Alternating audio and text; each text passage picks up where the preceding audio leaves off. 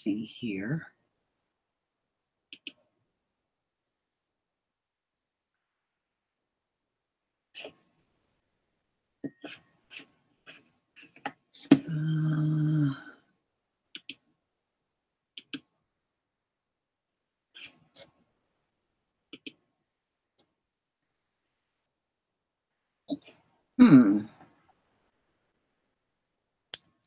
All right.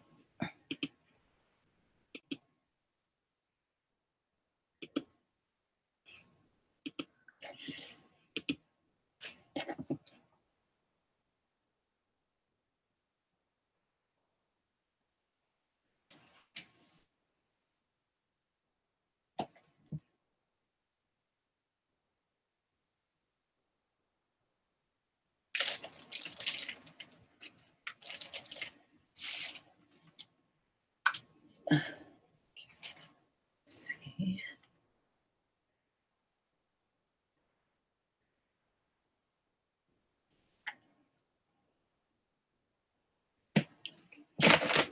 It's not working.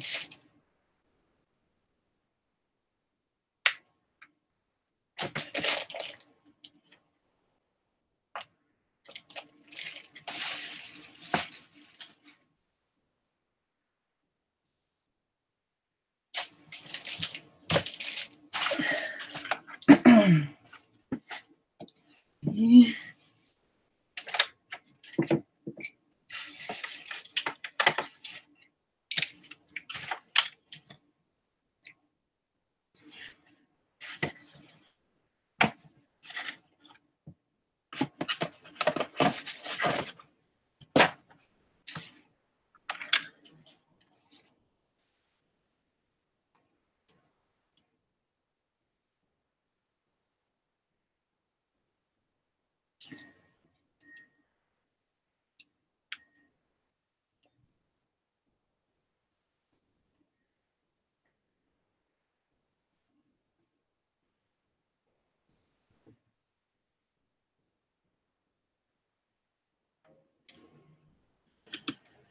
All right.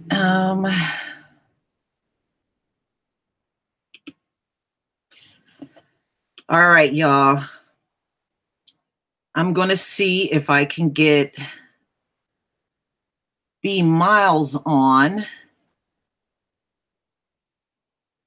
You know, I did send him a text message. I'm not sure if he got it or not.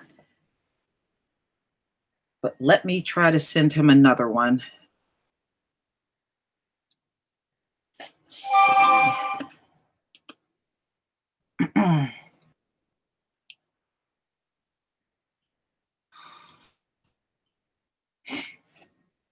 See if I can send him a message here.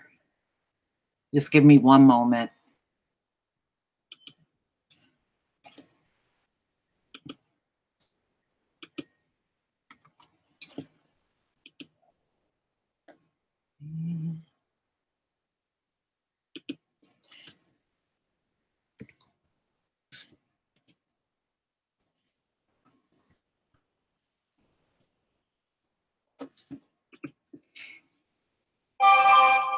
Okay, let's see if it's there.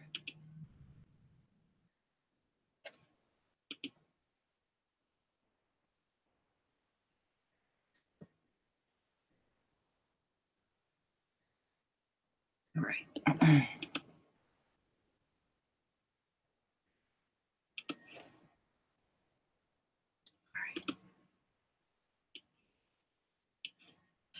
right. Let's see if I can get that.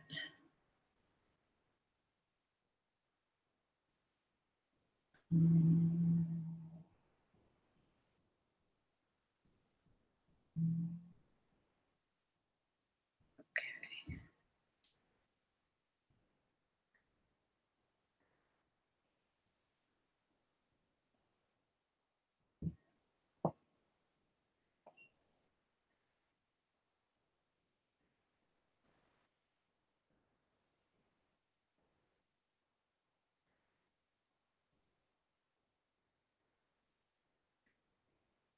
All right. See if I can text this to him.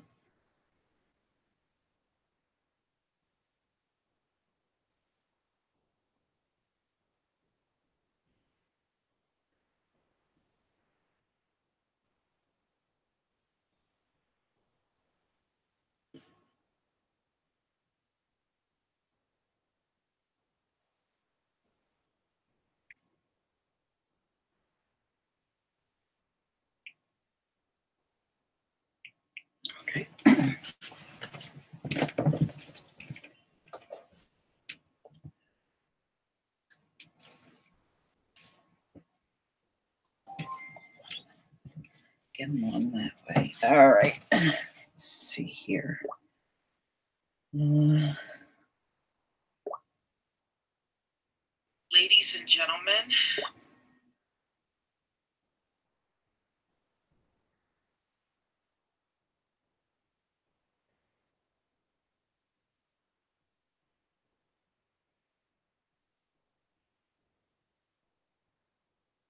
All right.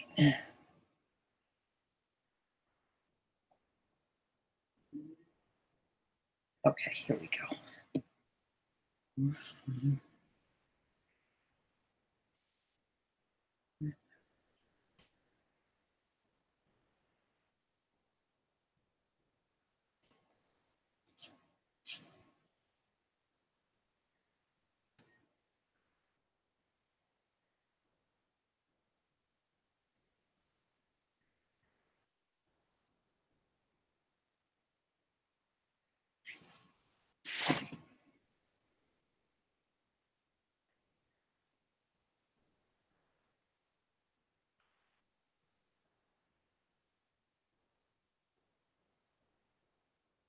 All right.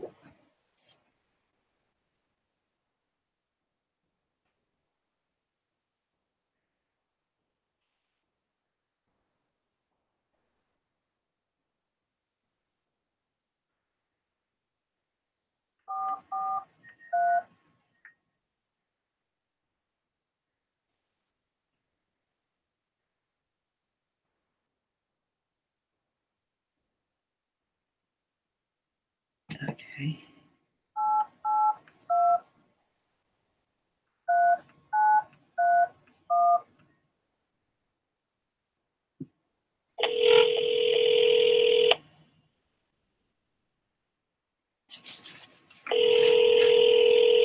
Hey, what's up, Lisa? Hey, what's up? Did you get my text message? Hello? Hi, can you hear me? You're real low. I am? Okay, hold on. All right, Lisa, give me 1 second. I'm going to tell my homeboy I'm going to call him right back, all right? All right, look for my text message, okay? Okay, got you. All right, bye. All right, so hopefully he'll be on soon. I invited, let me close this. I invited B Miles to come on, and we're going to just kind of chop it up with each other this afternoon. Some of you might have already heard they have blocked him from uploading videos. You know, they're making the rounds on all Black YouTubers. So you can expect anything at this point. It's almost like on a daily basis, we're hearing about someone that can no longer either do live stream or upload or do anything. So it's just becoming commonplace. And quite frankly, I'm tired of the whole thing. But welcome. And we got a lot to talk about. Yeah, if you were on the East Coast, especially in the Northeast, and you saw that treacherous weather yesterday, it was crazy. And I was hearing on the news 6 people died from that storm yesterday. It was bad. I mean, the wind was kicking, it was snowing, it was raining. It was a crazy, crazy day. Yeah, yeah.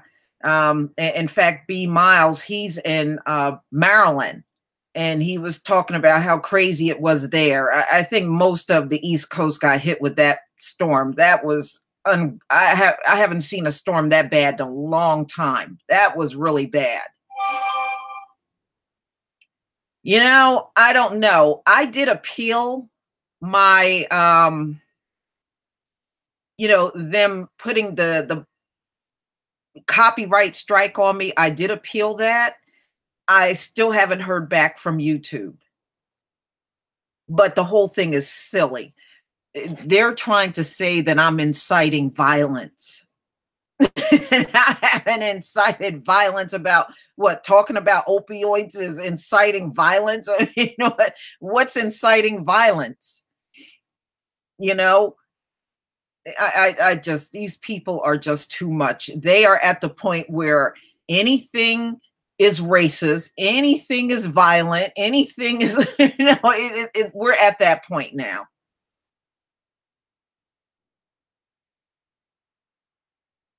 All right. Hopefully he'll be on soon.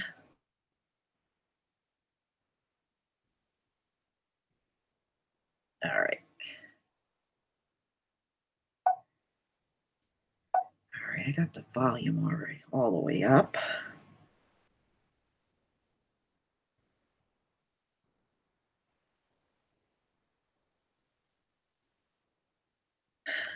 Okay.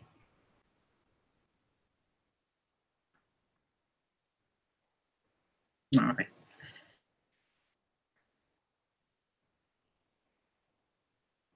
Yeah, well, I heard about her, but you know, the bottom line is, these people can't handle anything. You can just have a simple conversation about a news story and they want to flag your channel. I mean, that's how fragile they are. And it's ridiculous. Yeah, we had a lot of wind yesterday. We had wind gusts. When I looked at the news when the storm was going on, it said we had wind gusts up to 85, not 85, I'm sorry, 65 miles an hour. But most of the day it fluctuated anywhere from 25 miles an hour to 65 miles an hour. It was crazy.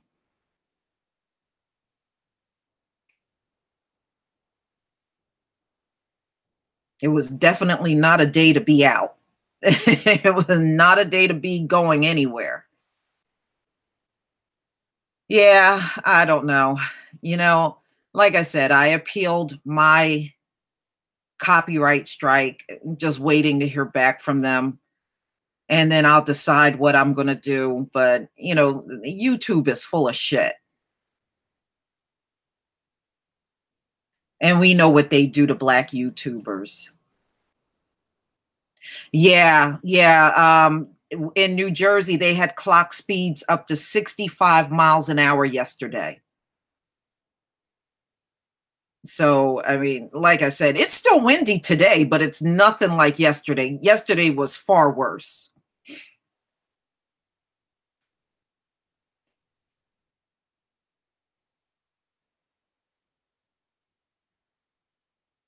Yeah. It just seems like this whole thing with YouTube, it just goes from, it's been real extreme. And like I said, I mean, just this whole week, your radical home sister, she got a strike. I got a strike. B Miles, he's got a strike, and I'm now starting to believe the 10,000 people that they hired is to monitor the Black channels. That's what I'm starting to believe. No, it's not so beautiful here. The sun is out and everything, but it's still pretty windy. But minus the snow. We don't have the snow today.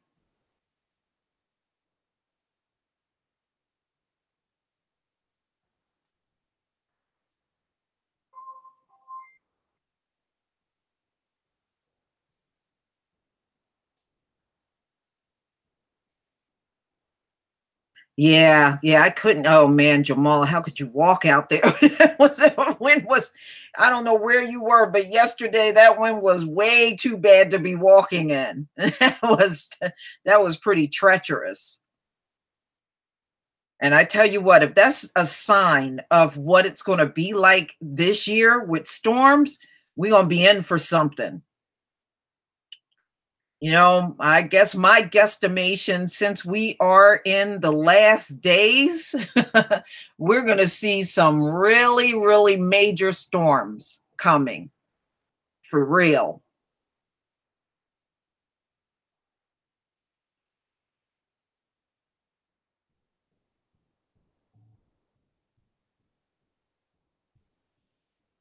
Yeah. This is crazy. Okay. Let's see. I don't know if he got my text message. I sure hope he did.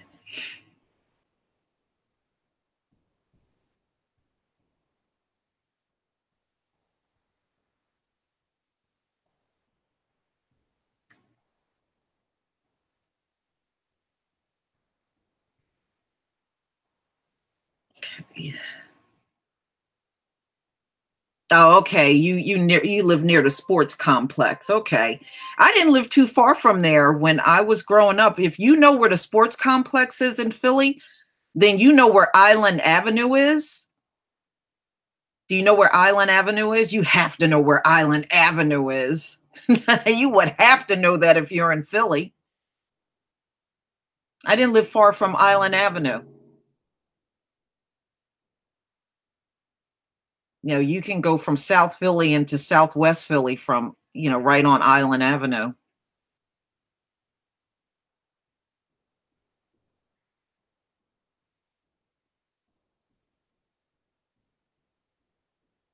Okay. 143. Yep, that's the same number. We'll see if he makes it.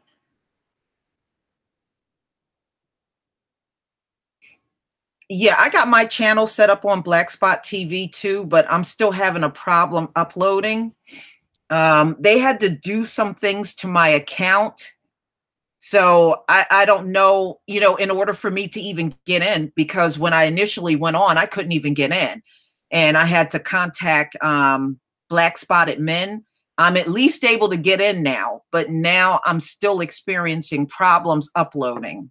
So hopefully they'll get all of that hashed out over there, and I'll start putting things up on Black Spot TV.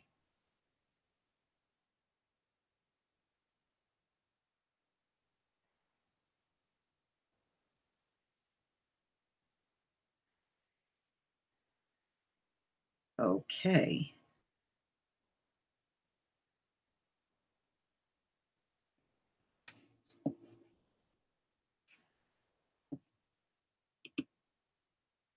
All right. There are a few things I do want to show y'all. Hold on. Let me go ahead and share my screen.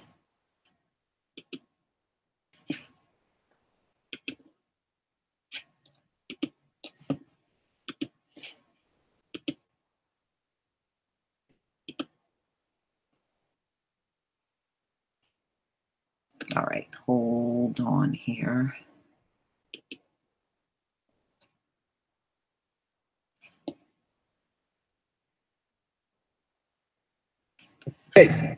All right, let me play this. Play this video for you. This is the shooting. Hold on.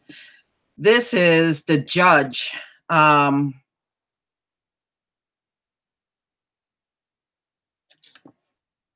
is this the? I don't want to see this interview of. Hold on. This is not what I wanted. This is not what I wanted. Hold on. Let me see if I can start the video.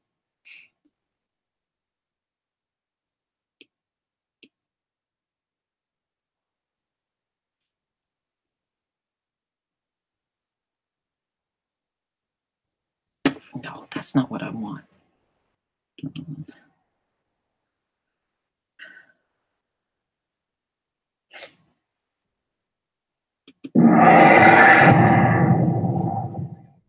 I have no evidence of that in anything that I've looked at. My focus has been primarily on the timeline of services and what we were doing in the district. And so he, I think it was January of 2016 to June of 2016, he was, we tried to do a transition where he's spending half of his day at the behavior center across Creek and the other half at Stoneman Douglas. That transition process worked well. And so a decision was made to help him to reintegrate back into the school. So he was enrolled as a full-time student in August of 2016, turned 18 in September. By November, his situation had deteriorated into the school. I don't have the specifics on it. I can just tell you generally what I know. He was having issues in the school. It's significant enough that it precipitated the team of individuals that provide services to him. I imagine that might have been behavior specialists, psychologists, counselors. They come together periodically as a team to look at a student's IEP and decide what is the appropriate interventions and environment for them to be successful in. It's through that process, they recommended that he return back to the Cross Creek Behavior Center. That's why I looked at the timeline. There's nothing that I see at the moment that suggests that staff did anything out of the ordinary that we would do for a student exhibiting behavior issues. He spent most of his time, 8th, 9th, and 10th grade. He was at a behavior center. They tried to reintegrate him to the school for a short period of time. He spent a total of maybe 4 or 5 months when you add it all up in this school, and that was not successful. And he was referred back to the behavior center. When a student becomes an adult, and in conjunction with their guardian, they can revoke services, which is what they did in this case. So let me just say, students that would bring weapons to school, yeah, there are consequences for it. That's firmly laid out in our student code of conduct. I mean, I hear these allegations, but I haven't actually seen any reports of that or anyone that have signed anything that would indicate that he had some, weapon in school. In this day and age, there's got to be some process that incorporates some serious investigations of what is being put out on social media. So we'll look at all of the different angles and try to figure out what we can do better as a district. But at some point, how do we take action? Because the biggest problem is we could provide services perfectly.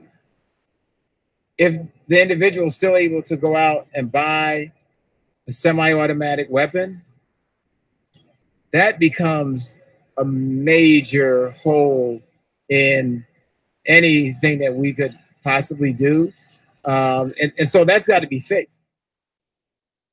Okay, that's what I wanted you to hear. That was a man by the name. That was a man by the name of Robert Runcie. He's actually the superintendent for Broward County Schools. And the one thing that I wanted you to hear was there were reports of Nicholas Cruz had brought weapons to school. And that was as far back as 2006. And it just goes to show you how badly everybody dropped the ball in this case, and including the school district. They dropped the ball too. So when you think about it, the whole thing is a disaster, right? You have the sheriff's department and the FBI that ignored the calls, right? You have... What's up, Lisa? Hi, Miles, you made it. Yeah, that's right, girl. Yeah, I'm here. I'm up on the chat right now, as you can see. What's going on with you? Oh, we're just, a lot of background noise. Yeah, I know. That's because I'm up on the bus. You need me to put my headphones on? Yeah. All right, give me 1 second. Okay. Right. Yeah. Get off another side. So all the way around to what's the law.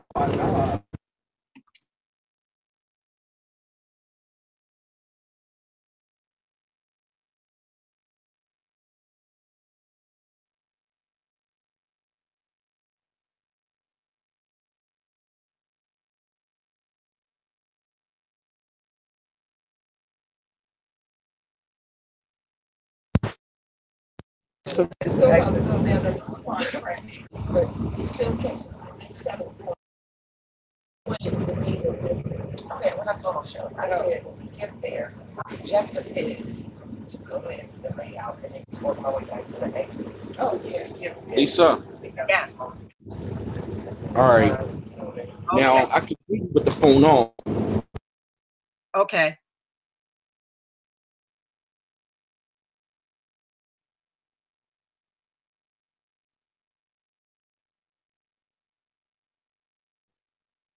Okay, he's just trying to get himself situated. give him about a minute.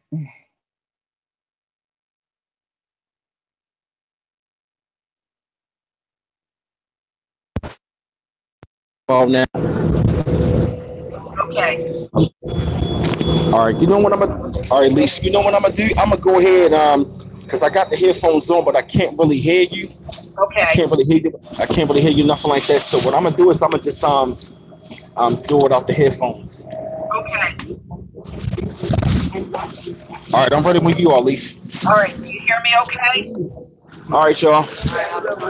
Yeah. I can hear you loud and clear, hon. Okay. All right. So B Mouse is in the house, y'all. All right. So what I want you to do. That door.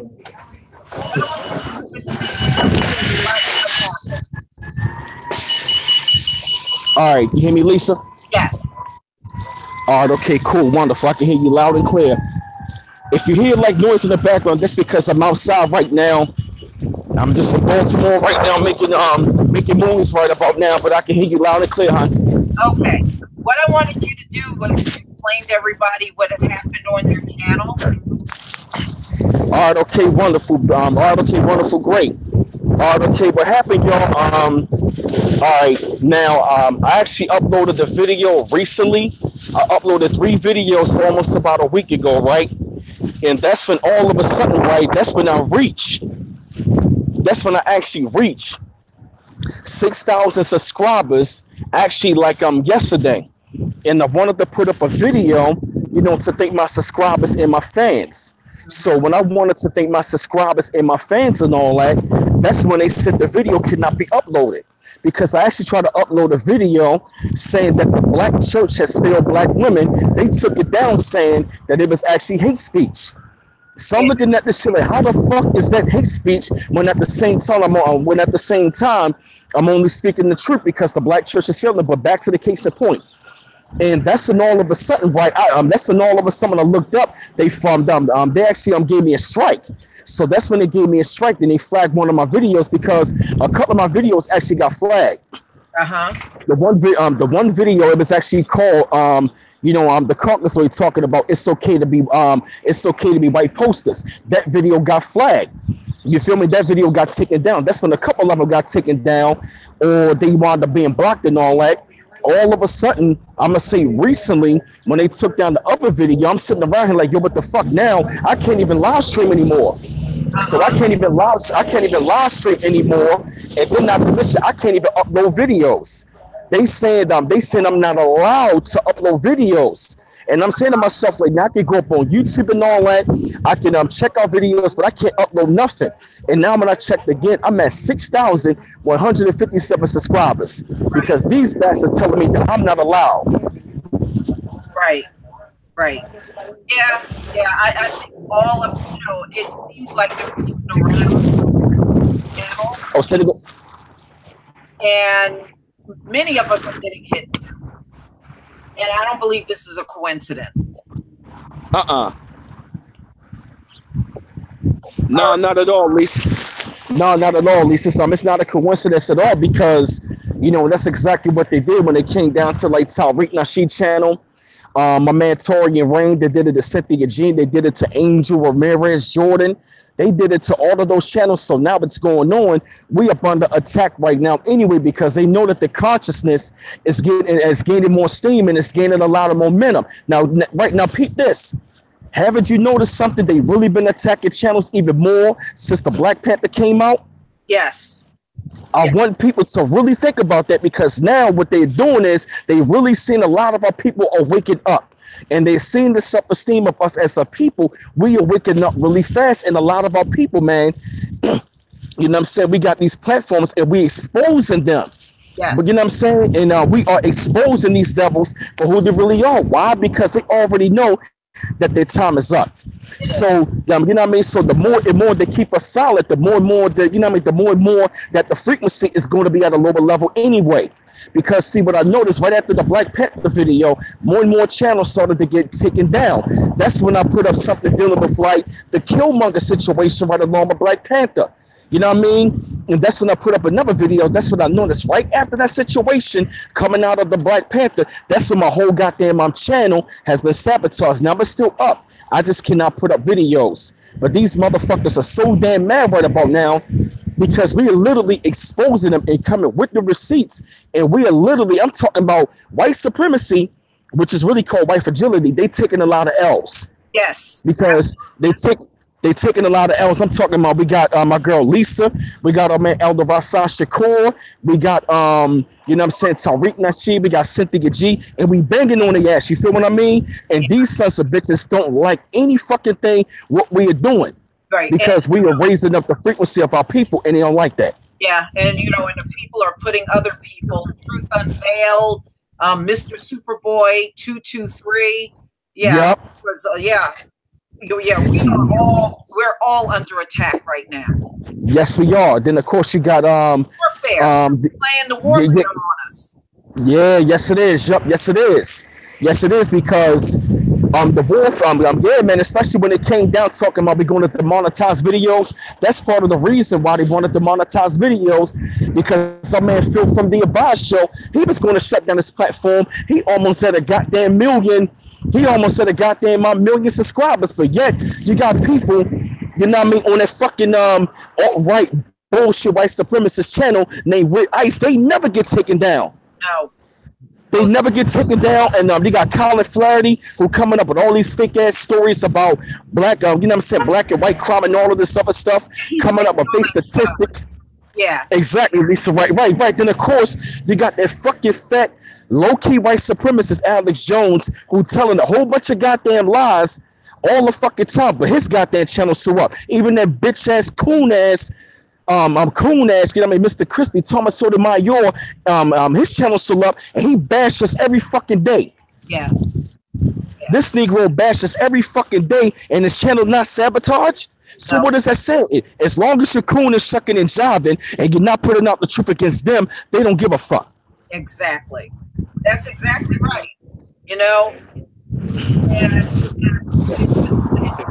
they are literally calling everything hate. Literally calling every damn thing hate. Yep. Every goddamn day, man, they call it a hate speech. And see, that's something they've been calling for a long time. Like, every time we expose the truth about them, they always want to call it hate speech. That's the same thing what they did to the Honorable Elijah Muhammad, Malcolm X. They did it to Khalid Abdul Muhammad. They did it to like Dr. Ben, Dr. Clark. You know what I mean? They did it to Minister Farrakhan. They did it to all of these great scholars. Every time we expose these people and you uncover them of what they're doing, we got to understand something. We are going to be attacked.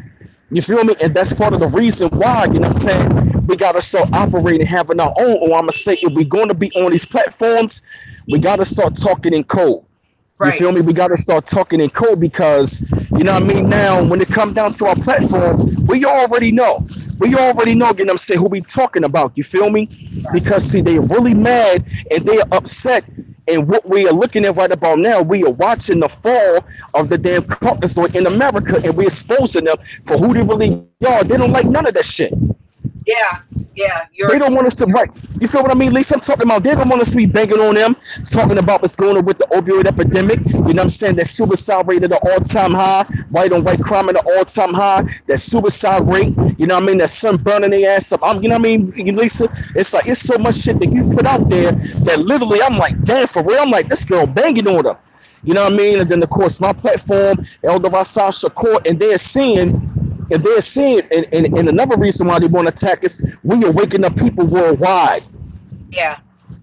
We got people, I literally ran into people from like Belize, Trinidad, Africa, Zimbabwe, Australia, the UK, and we are waking up and by their frequency because the devil know what time it is. They know our frequency is at an all-time high.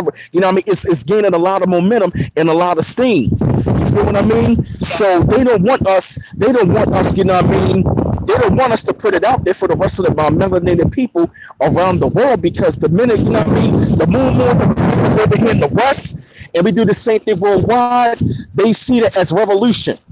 We got to understand that.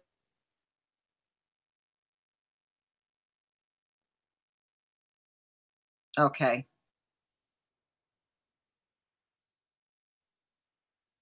All right. I don't know if we got disconnected or what, but you know, perhaps he can get back on.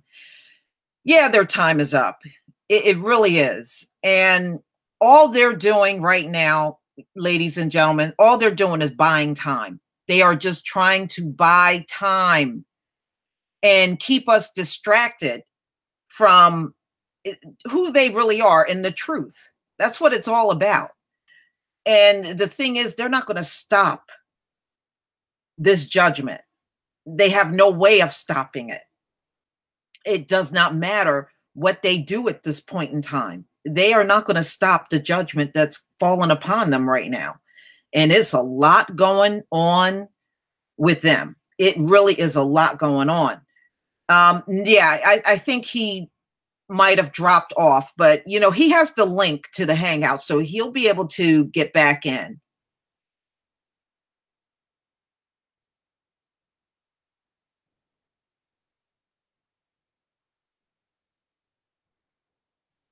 Yeah, yeah. I woke up around 2011.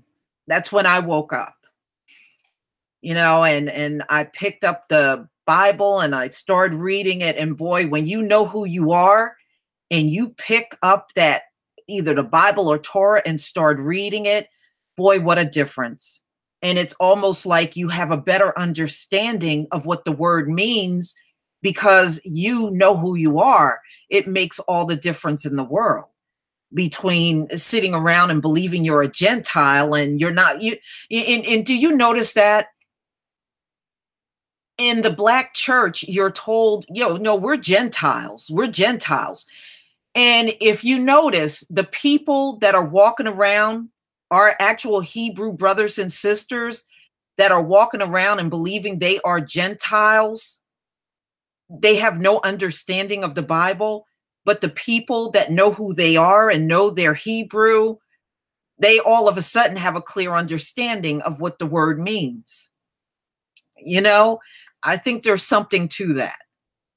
I really believe that. But yeah, I can't believe Truth Unveil. He just does a lot of scripture type videos and videos on, things that are going on out here today. And he mixes in, scripture with it, and they hit him. I mean, how can you hit him? What if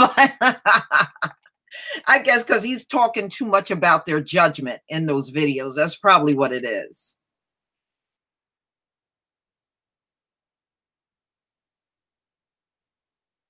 Yeah, yeah.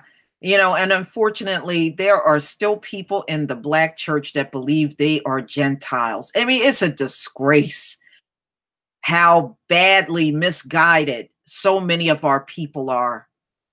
It is such a disgrace.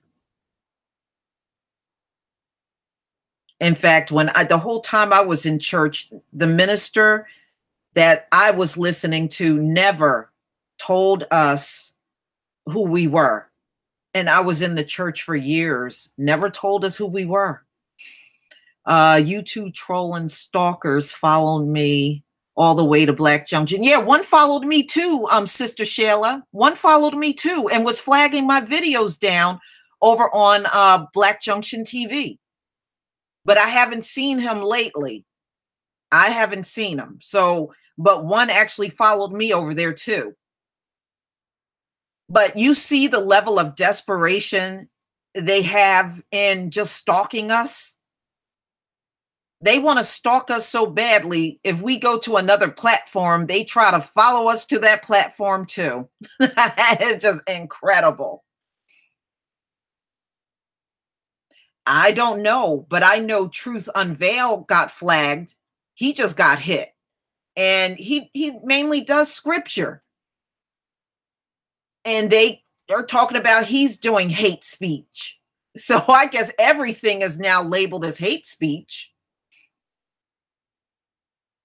Yeah, they are. Yeah, fragility is real, y'all. It is real.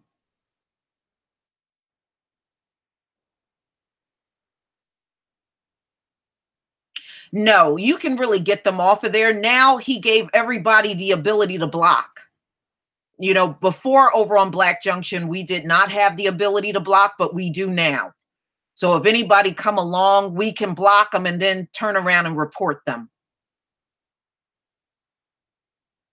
So it's really not much they can do over there without getting their asses kicked out.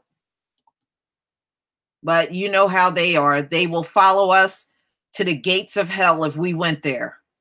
They would try to come and see, that's the thing. You know, a lot of our people talk about leaving America, and me, I'm down with that, but I don't see the purpose in leaving this country and then going somewhere else and there in that location too. The only way I will leave, they got to clear out. Wherever they got to clear out. Because I'm not going to look at their faces here and then move somewhere else and I got to look at them all over again. No, no deal on that, man. Screw that. I know. To be honest with you, as badly as I would love to go to Africa, because they are there, that turns me off from going.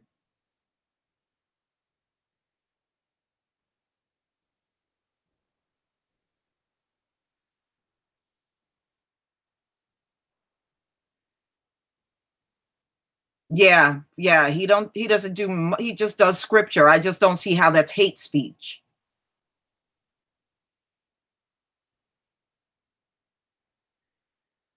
I tell you what, you know what I'm keeping my eye on, y'all? I'm keeping my eye on Europe and the US, because you know what they'll do, and this is the sneaky shit they will do.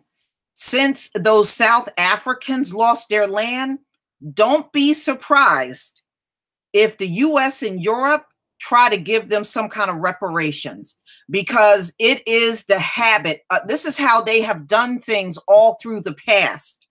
When they had to give up their slaves, the slaves didn't get no reparation, the slave owners did. Okay? Whenever they stand to lose in a situation, these countries will pay out to them.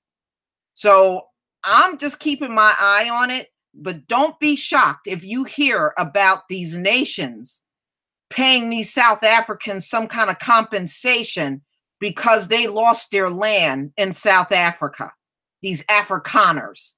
Don't be surprised if that comes up in the near future. This is the sneaky shit they do. But they'll look at Black people and tell us we can't have reparations. But I tell you what, if they give these South Africans a dime, you know I'm coming on here to blast them to kingdom come over that, okay? Because I will. You know, they don't like for their own to go without. Yeah, and the Holocaust didn't even happen in this land, but Israel gets money every single year from the US. But I'm just telling you, do not be surprised if you start hearing rumors about all these European and US giving them compensation because they lost their land in South Africa. Don't be surprised, because it is their usual pattern.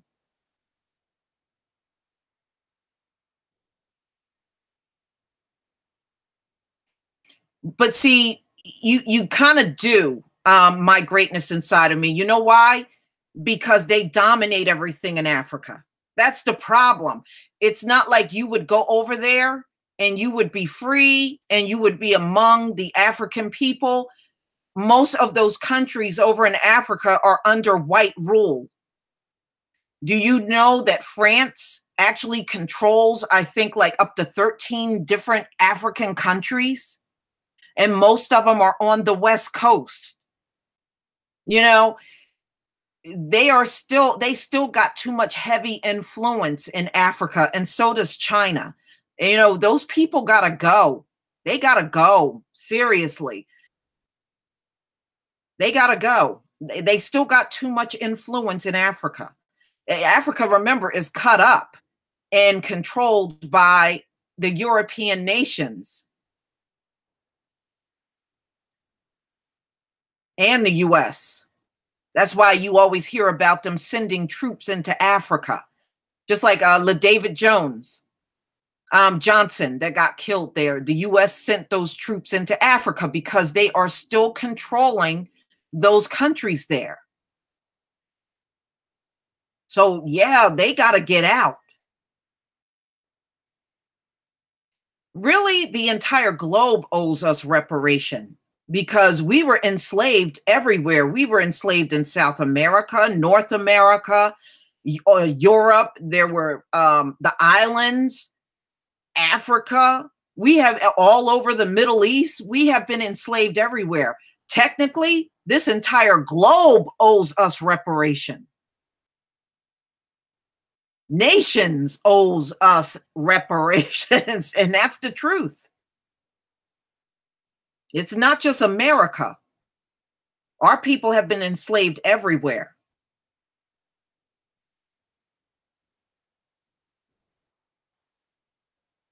Well, most of them Hamite leaders, they're still kissing the white man's ass. That's what they're doing. Yeah, because they still control those areas over in Africa.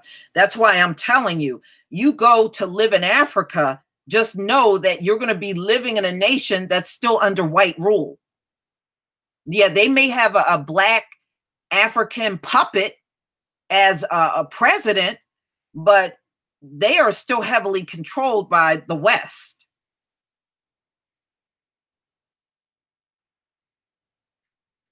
Well, a lot of the governments over in Africa are ran by coons, and they're corrupt by money that they get from the Western nations. So as long as they get to fill their pockets with money, it's not hard for them to sell their people out. They'll sell their people out and don't give a damn.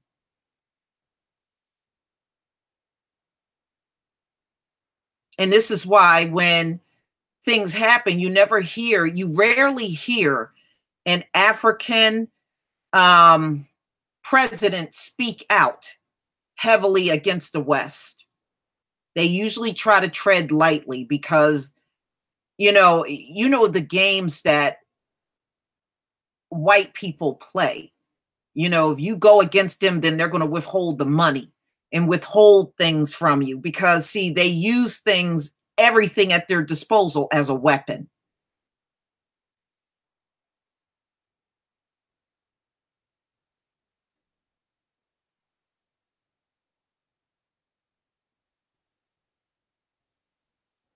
Yeah, but that's the way it is.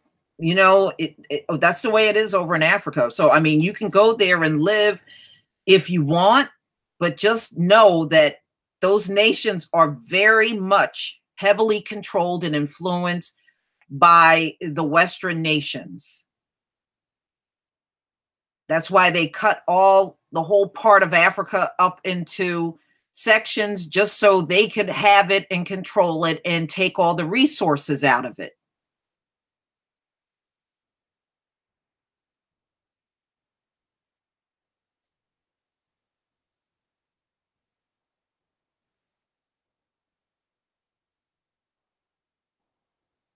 Yeah. So, I mean, it's easy to say we want to go somewhere, but always look at where you're going. If you notice it's got a heavy white influence, then, I guess you can go if you really want to, but just know it's still going to have that, as long as white people got their hands in everything, it's never going to be right no matter where you go.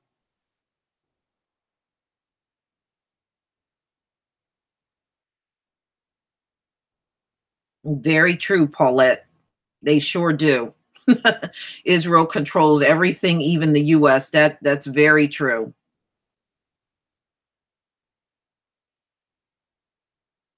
But by all means, get your passport, especially now that we're in the last days, get your passport. I agree with that. I got my passport. My son has his passport. We got our passports here.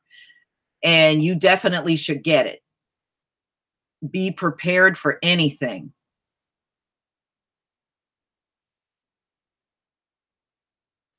Yeah, they always increase the passports. It's like every 10 years, it's like they quadruple the price since I've been getting passports. I'm actually on my 4th passport. I'm on my 4th one.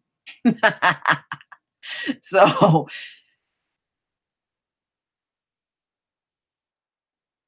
yeah, yeah. So, that's the way it is. You can go anywhere, but try to always look at who's controlling what country in Africa. Because I can tell you it's going to be one of the European nations or the US.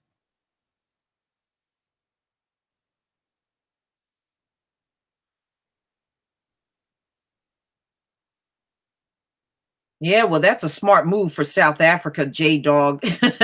South Africa is cutting ties with Israel. Good for them. Good for them. All right, let me see if I can get B Miles back on. Let's see here. I don't know if he can't get back on or what. Let's see here. See if I can get him back on.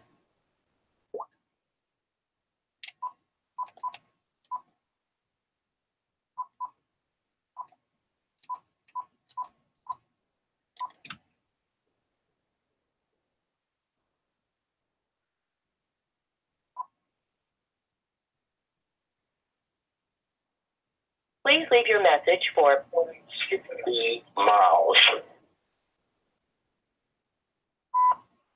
Hi, B Miles, it's Lisa. I'm just calling to see if you were able to get back on.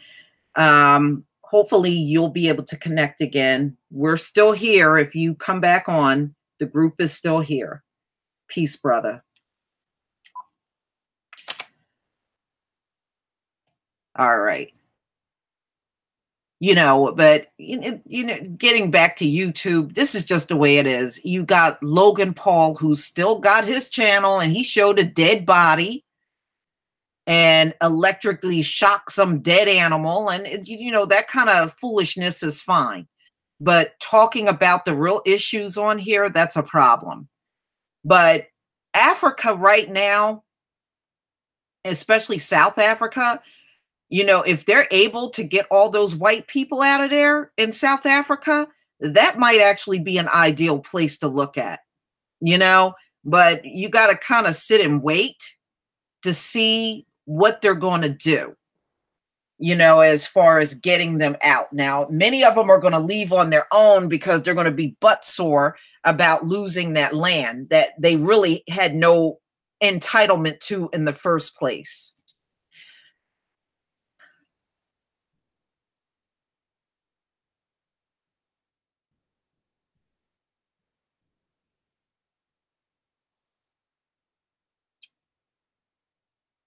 But you know what? I'm so glad this new president that came in South Africa, this is like the first thing he did as soon as he got in office is start voting on taking that land back that they had. Now, that's unbelievable. Here you got a continent that is black from the top of the continent down to the bottom, but 70% of South African land was all white people. Get out of here with that crap. And they just teach so many lies, it's just incredible. And like yesterday, I was telling you, I couldn't believe some white woman came on to my comment section and had the audacity to write that apartheid shit, that whites were the first ones in Africa and the black people, they all came in from Jamaica. I was like, y'all will do and say anything just to justify your stealing. That's just justification for stealing. And there's no justifying it. And I had several of them say, well, we came in there because They weren't using the land. And do you know 47% of the US is not being used? So is it okay for the Mexicans to come across the border and say, well, you weren't using the 47% of the land, so we just gonna come and take it?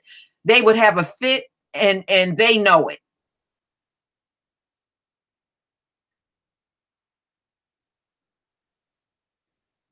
Yes, South Africa does have a water shortage, and I did report on that. I did a story on that. Yes. And you know what, Michelle? That's probably another way the Most High is going to get them out of there, is drying up the water source. That's another way he'll get them out of that land.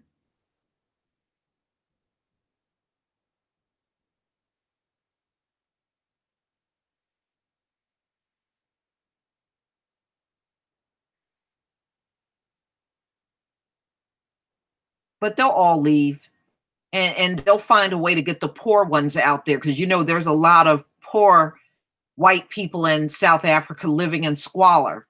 So they'll try to get them out of there too.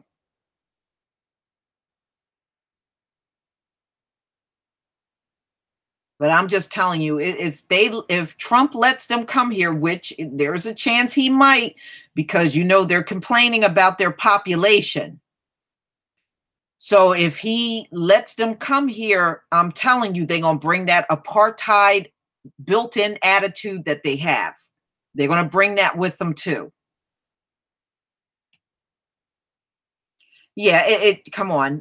They can miss me with that. They were the first ones in the land. They aren't the first one in any land on this planet. Okay? Their recessive asses showed up on the planet last. They are not first anywhere on the earth. Not just South Africa, nowhere.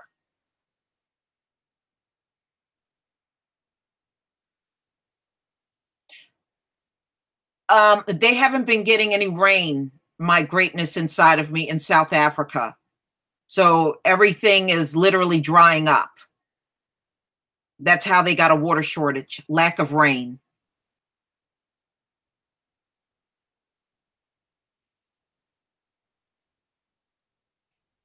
What, the South Africans? Is that what you're asking, Dolly? What can we do for them? The only thing we can do, really, if you want to really be productive, the only thing we can really do is see if we can build a relationship with the South Africans. And perhaps when they finally get all of their land, some of us can go over there and help them with agriculture. That would be a great way to build a relationship with them. But we can't really do much until they get all them damn white folks out of there that are still literally controlling South Africa. And that's another reason why they're swiping the land away from them, is because they're taking that little bit of power they got left away. Because listen, many of those white South Africans were putting signs up talking about black people couldn't come over here, and you couldn't be in this part of the town. See, they're still playing that apartheid shit, telling black people where they can and cannot go. See, they have that power as long as they have the land. But once you take that land away, you literally have taken all of their power away in South Africa. So that's really a smart move in getting rid of them. See, they want to dominate everything. As long as they had the land, technically they could, because they could tell people to stay off of their property. Or if people were walking through a certain way, you can't walk over here. You can, that kind of stuff. So by them taking the land, you're now taking all of their power away from them that they do have in South Africa.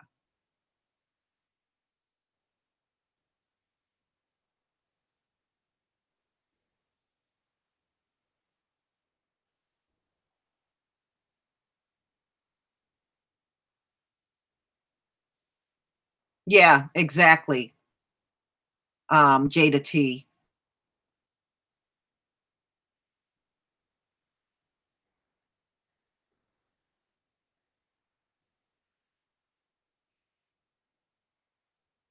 Hi, True Royal.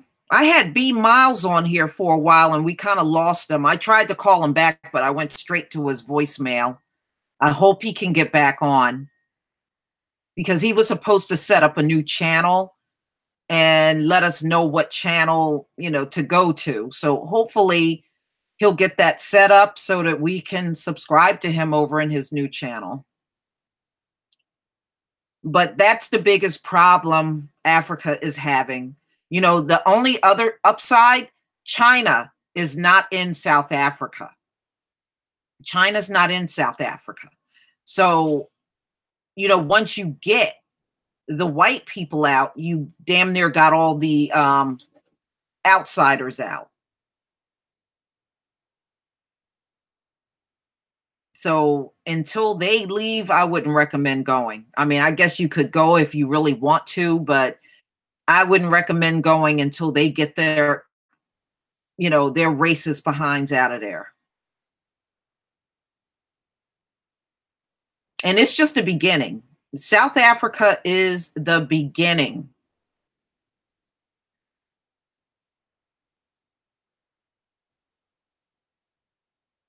Yeah, hopefully the rest of Africa will get the same idea. I just hope they get the same idea because these people are in too many countries in Africa. And they got to get their asses the hell up on out of there.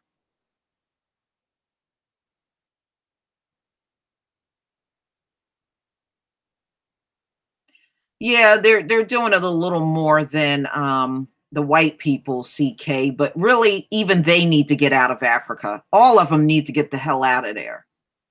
Every last one of those groups that are not native to that land got to get out of there because they all come with that attitude of domination. They all do it no matter where they go. Yeah, and be careful because I spoke to someone from Ghana and they said their president is a coon. So be careful even with Ghana. I know the president spoke out, but many of the people from Ghana that I chatted with online, they said, although he spoke up to the French president, he's still very much a coon. So be careful, even thinking about Ghana. Definitely go, but be cautious as far as living there permanently for now.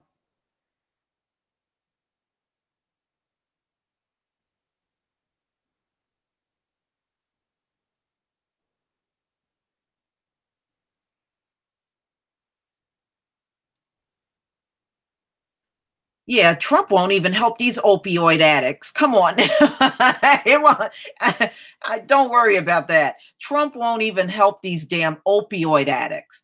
And then plus you got to also consider how are these farmers in America already established with farms are going to put up with these foreigners coming here trying to farm too. Trust me, this is going to be a problem. It's going to be a problem even among white people. If you think these white farmers are going to be happy about a bunch of South African farmers coming here, you got another thought coming. It's going to cause a lot more infighting.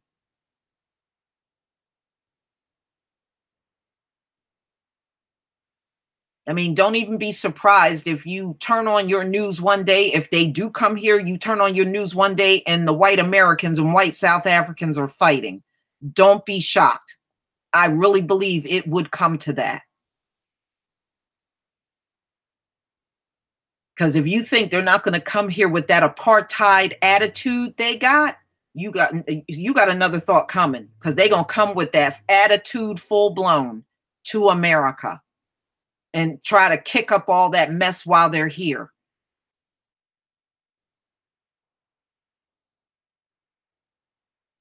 Yeah, they are. You are. You got to understand, you already got this white beast here in America with their oppressive nature.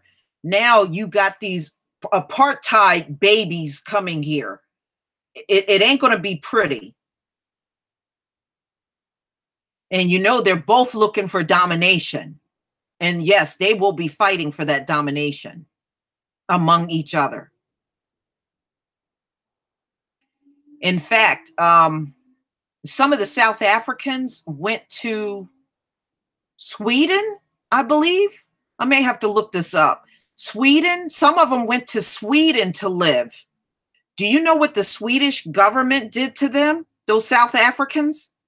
They clashed so badly with the Swedish people, they put them on boats and sent them back to South Africa. That's what the Swedish government did to the white South African. I kid you not. Those people don't get along with anyone, not even other whites. It's going to be a disaster if they come here. But that's what the Swedish government did. They put their asses back on the boats and carted them back to South Africa. And nobody ever talks about that. Yes. Yes. They caused so many problems in that country. And that's a European country. They caused so many problems.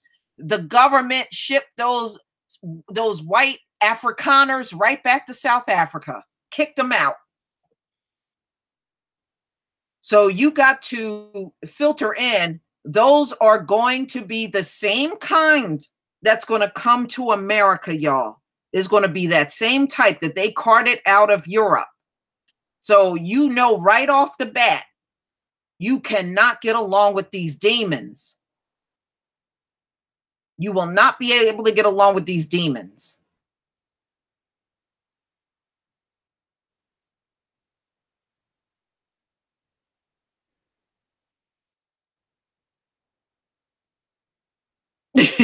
Mother Nature, they're going to do the same thing here.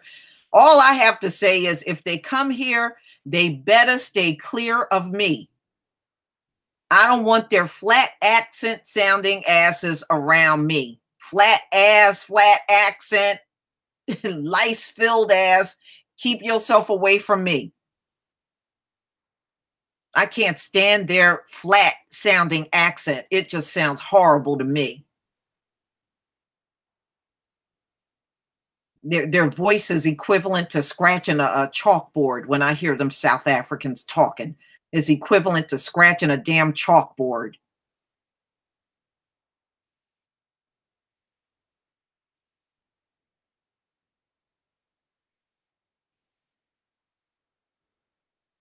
You know, I bet you a lot of countries will not take them in. They will not take them in. No, y'all, I'm wrong. It was not Sweden. It was Switzerland. Switzerland. South Africans went to Switzerland, and Switzerland sent their butts right back to South Africa. They caused so many problems in Switzerland.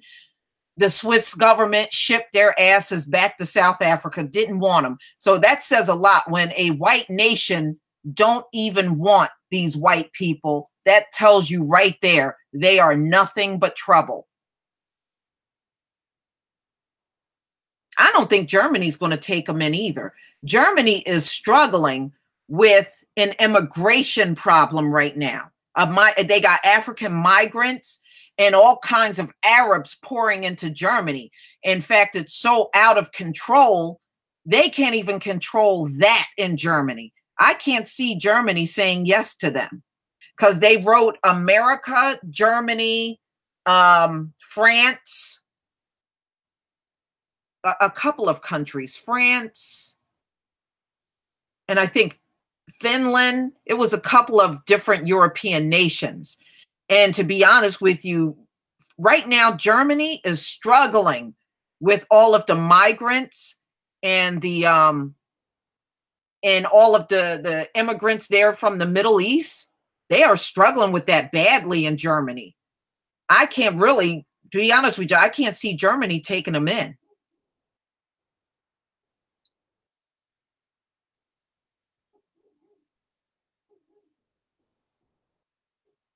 And if Trump sends them in here, we can all send them living around Trump Tower. I don't want to see them anywhere else.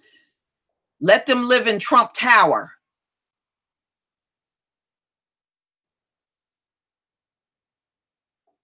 Yeah, let them go to Iceland. Who the hell cares? Nobody, nobody here goes to Iceland. They can go there.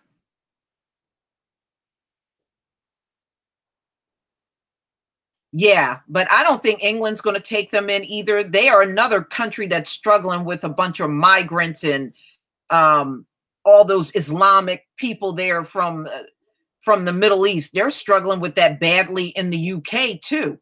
That's why they did that Brexit, because they're trying to get people out of their country.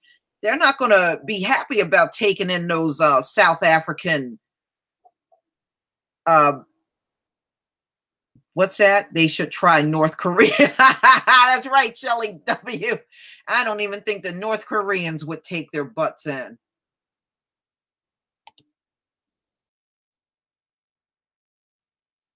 Or they can do what the Nazis did, go to South America. Isn't that what the Nazis did after Germany? They went into Argentina.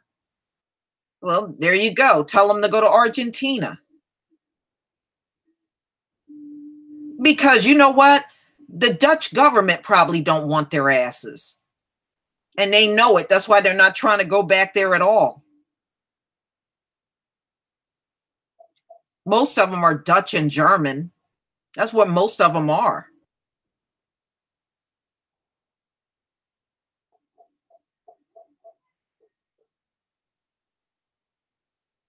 Well, many of them are already living in the slums. There's a bunch of poor ones that are in the slums.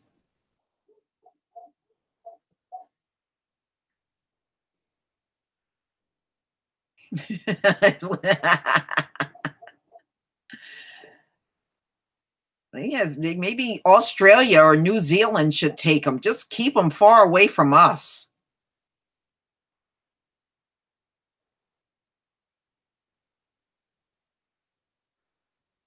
Yeah, we are. Because those people don't do nothing but cause trouble. Look at all the trouble they caused in South Africa.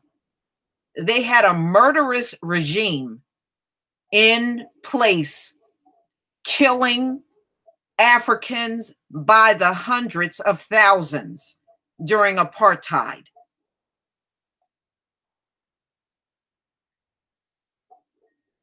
So do you think that attitude is gone? It's not. It's not.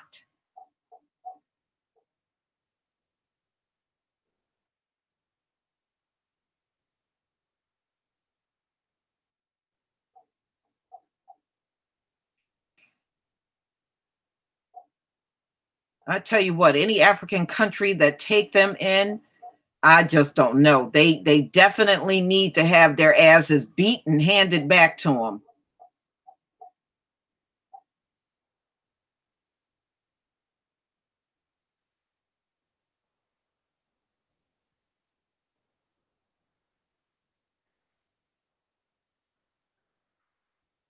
Well, you know, in the last days, the Most High said everybody's going to go back to their own people. All right. Queen True Royal said, go back to your cave.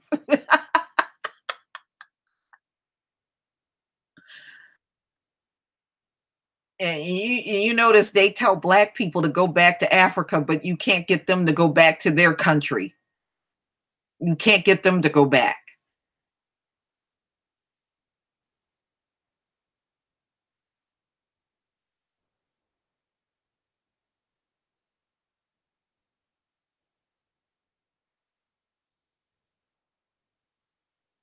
Yeah, I don't feel sorry for them.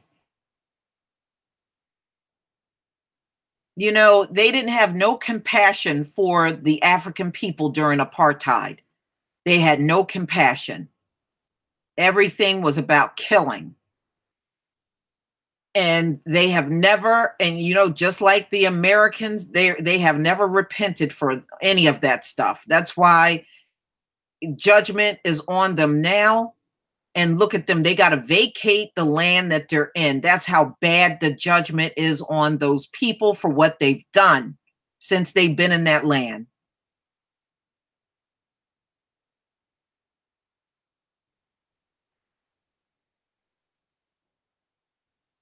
Yeah, yeah, and yeah. I know racism is in Canada too. You know, and you're not really spared any racism.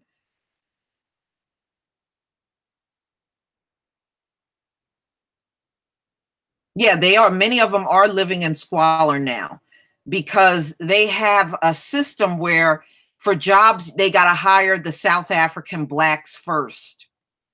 So they no longer have the preferential treatment in South Africa like they used to. That's why so many of them are living in squalor now. You know what? I don't think Putin would put up with them. I don't think that's why they will. They didn't pick Russia. You know why? Because Putin ain't putting up with that crap. He'd be the first to kick them out.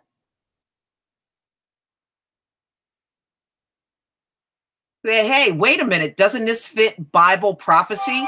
Didn't the Most High said they would be the vagabonds on the earth, roaming around and not having any real home? Isn't it true in this case? They're vagabonds. They have no real home anywhere on this planet, technically. They don't have no real true origins anywhere.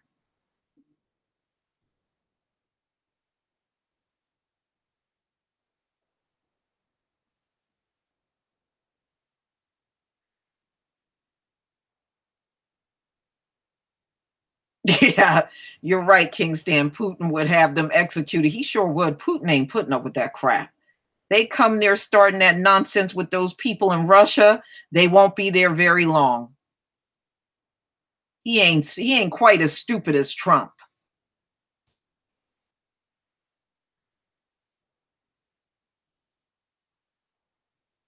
Well, they can fund them all they want. When they get finished funding them, don't put their asses anywhere near me. That's all I'm saying.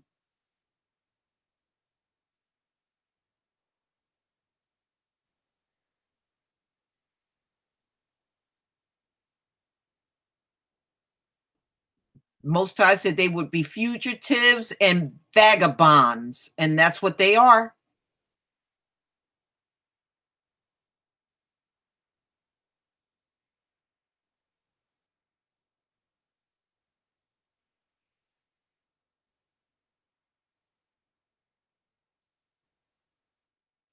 Yeah, well, ripping them away from the land and then they got to go start all over somewhere else. That's a pretty major judgment. And the place that they're going to, they're not going to they may not survive.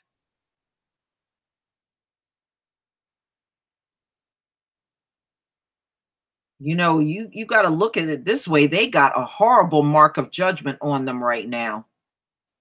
Their life is in the balance, and they done voted in South Africa to take that land.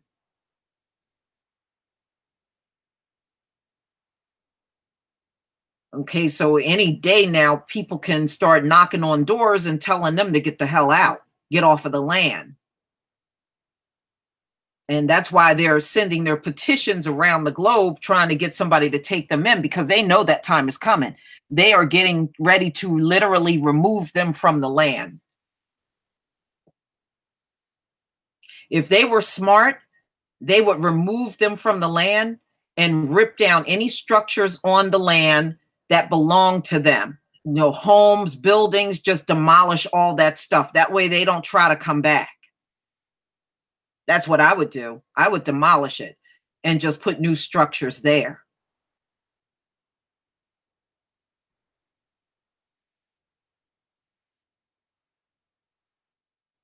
And I wish that's what they would have done in Zimbabwe.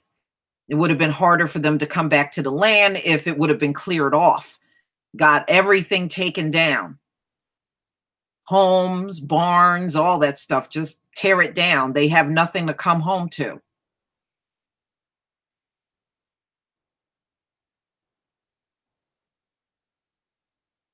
Well, they probably wouldn't want to go to Russia because of the weather. They done got used to living in the hot African sun. They got the #1 skin cancer rate too, but they done got used to the warm weather. So they're not trying to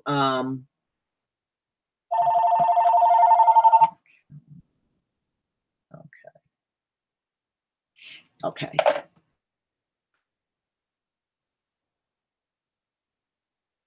Oh, thank you, Cap. I got to check that out.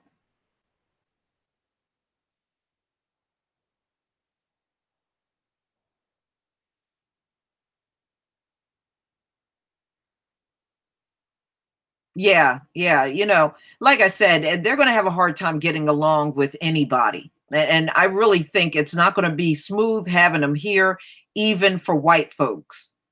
You know, I don't believe, see, everybody is fantasizing about these people, but I think when reality sits in and they really see that they don't get along with them, it's going to be a big problem.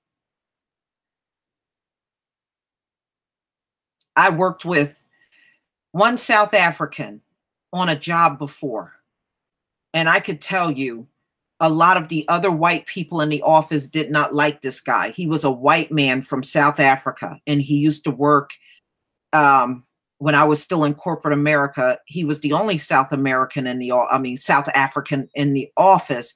And I can tell you, hardly no one in the office, including the other white people, got along with this man. And I remember that. I remember that. He was some old dark-haired, blue-eyed South Afrikaner, little devil.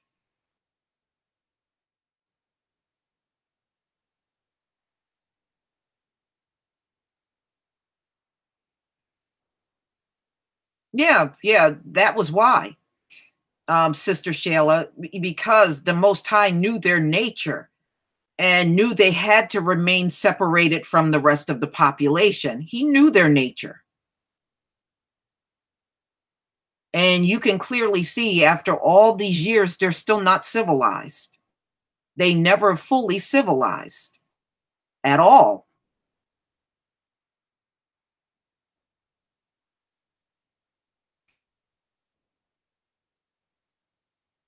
Yeah, I heard that. I think like on the north lawn or the north side of the White House, some man shot himself out there. I heard about that.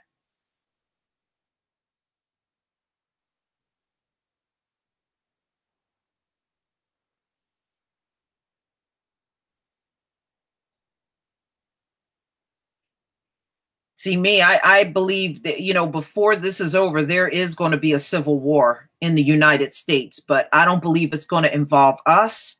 I believe it's going to be white people versus white people. I think that's what it's going to be.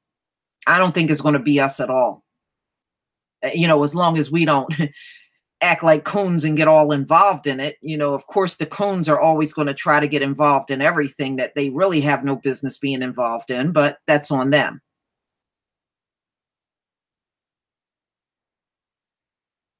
Yes, they are, Spring Blossom. Yes, they are. You know, there are some people that say that's why their hair is straight, because when they were up in those caves, they were having so much sex with dogs that the DNA actually got merged in with theirs. And that's why their hair is the texture that it is. If you look at it, it's very much like a dog, it's very much dog hair.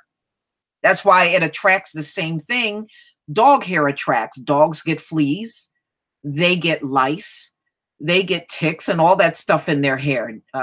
And so do white people. They get all that mess in their hair. That's why they got to wash their hair every single day. If they don't, they'll be attracting all kinds of insects to their heads.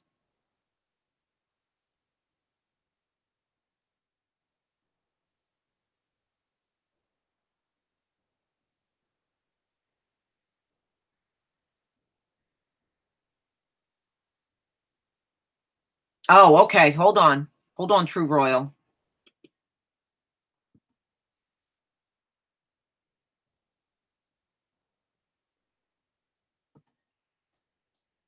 There's the link right there.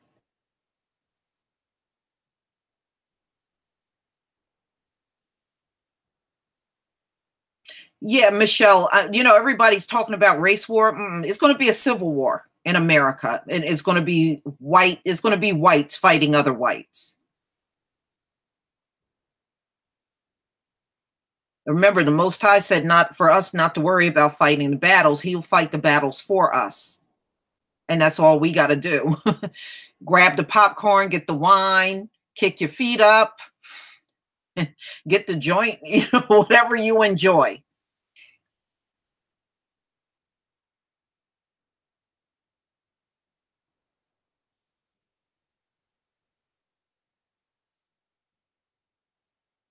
Well, Astarte Jones, their souls are definitely dead.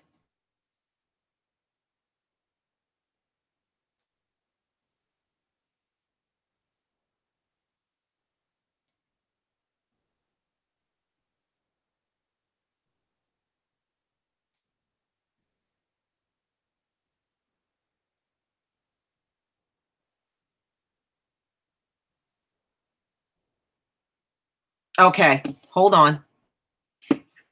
I will email it to you. Let's see. Is this the one? Yeah, I got it right here.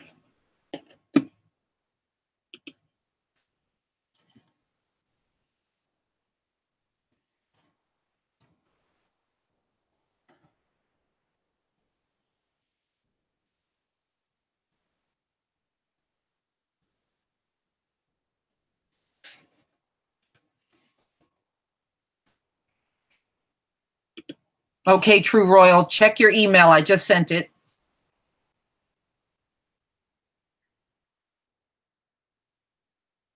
Yeah, see me, I'm gonna get me some gourmet popcorn, y'all. Not just ordinary popcorn. I need popcorn for the occasion.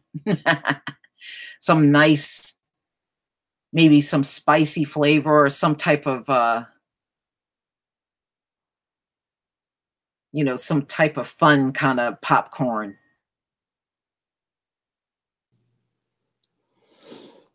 Yes. Hello. Hey, Queen, what's up? I just wanted, since everybody's here almost, I wanted to tell everybody something that I noticed. I've been on YouTube 3 years now, and Mr. Superboy been on almost 7 years, and he said there's always different seasons for stuff on YouTube. And what I have noticed is that anytime there is something major that happened, like this big shooting, it's such an embarrassment to these cave beasts. They up in their feelings about it, so that they want to render down whatever they want to render down because of their sense of shame. And any of us that's talking about, their shit, basically, this is one of the ways that they have been attacking our channels. People haven't been getting their notifications. I got something strange 2 days ago saying, I got an email basically saying that one of my videos was flagged, and you know how when you appeal it, they'll let you know their decision. Yeah. It was never flagged, and I went to go see the video, and I said, they so busy doing what they are doing to us, they messing up at the same time. They, it's like that, and it's happened twice to me, where they were basically letting me know, okay, since you appealed this, this is our decision. And I'm like, I didn't even get flagged on that video. And they claim that they listen to these videos when they get flagged. No, they'll just look at the title. And take it down, but they really up in their feelings. And you know, like when they had that election where they were trying to elect that pedophile, though they were so Roy Moore, right? Yeah, Roy Moore, and those two cops found somebody to beat on, and they beat the hell out of that kid. And I'm just noticing a pattern with them where they're embarrassed about it. They listening to us talk, so this is another way that they can mess with us. Because remember one of the last hangouts you did, I had said, when you let me on for a bit, I had said, expect them. It's a matter of time for them to mess with all our channels. We should expect it. So I had did one of my unquote spiritual videos last night, and I was really thinking real deep about this, and I've been really breaking down their nature. And what we got to get past doing is it's like some of us are still in shock that they messing with us, that they doing this and doing it. We should expect this because this is their nature, this is their behavior. Exactly, And Queen. That's right. That's why I have all of my extra channels. I implemented it already. Yeah, yeah, you really must. And the thing is, I've been reading these quotes over and over to myself on the art of war, and one of them that stood out is, we may lose a few battles, but the war in the spiritual world has already been won. It's just a matter of time before all of this ends. So yeah, expect them to lash out, expect them to do all this, because they're up in their feelings. And I keep going by how exact our Father is. The 6,000 years is over. And it is incredible because me and my husband talk about it a lot. He has 10 years on me. And he's like, I've never seen this. We got reporters crying on TV. You got these, I've seen a couple of cops crying. And in that subconscious, deep in that subconscious, they know it's over. That's why they using these antics. They having meltdowns in the street. And I'm going to tell you a story also. Okay. Queen, about last year, I had to replace my hot water tank. My old one had burst in the house. And the guy that came out to replace my heater, it was a white guy. And he said, you know, everything is changing. And I said, yeah, I noticed how things are changing. And he looked at me and he said, we're getting blamed for everything. I know what he was talking about, you know, but he came right out of his face and said, we're getting blamed for everything. And I was like, wow, they have to see it. And they super sensitive about it. You know, and just look at it. I'm not even surprised. It's almost comical to me. These white people in South Africa now, they appealing to Trump. And the question I ask is, why are you not appealing to these other European countries and stuff? And they like big bubbling babies. When everything has ran out, they run into somebody to rescue them and stuff. And people have to realize they were guaranteed a job. It didn't matter if they went to school or not. And you remember when apartheid had ended, a lot of those South Africans was hacking up entire families on those farms. Yes. I mean, they was not playing. And I remember when it all happened, I was pregnant with my oldest son. And I was like, oh, they going in. So I'm looking at this. My oldest son is almost 28. And this is just because a lot of them got their tails up out of there. Yeah. And it to show you their mindset, they don't fully understand the danger that they are in. Now, I can't pronounce his last name because I feel the same way that you feel about him. Julius. These folks is not playing and stuff. And what gave me joy was, I'm so happy, especially in Zimbabwe, that Mugabe was able to get in the ear of the president there and say, no, they're not getting no land and they're not getting compensated. And in South Africa, the other brother said a lot of them, they don't really be growing nothing. They sit up there and boast that they got the land. They just want, they ain't doing nothing with the land. And his last name is Malema. Malema. Now, I want to, okay, I'm listening. Yeah. Now, he's part of the same ANC that Nelson Mandela was part of. Oh, okay. Yeah. And you remember, you know, at one point in time, Nelson Mandela was a rebel against them. Yes. That's why he ended up in jail all those decades. Sitting and sitting and sitting in jail. But the thing is about them, they not only owned most of the land down there in South Africa, the biggest problem, especially after apartheid, was employment. So you know, the same people that owned all the land owned all the businesses. Get back at a lot of those Black South Africans. Of course, they weren't hiring them. But it got to the point where they had no choice but to hire them. You know, they couldn't use all white workers for all things. But you know, the thing is, Queen, clearing them off the land is going to resolve so many of the problems that they're having in South Africa. That's true. That's true. And I really earnestly feel like it's going to be a ripple effect throughout Africa, and because they're gonna realize we don't need them. And the beautiful part about it is to show you how our Father worked. I like always saying the proper name. Akibalon is one of the youngest countries in the world, because they done killed off so many people with the AIDS and the Ebola, and they vaccinating them. So you got these young folks, and they not willing to take this mess, because you know, you're hearing people saying, "Oh, they mean this generation of kids." No, they not taking it.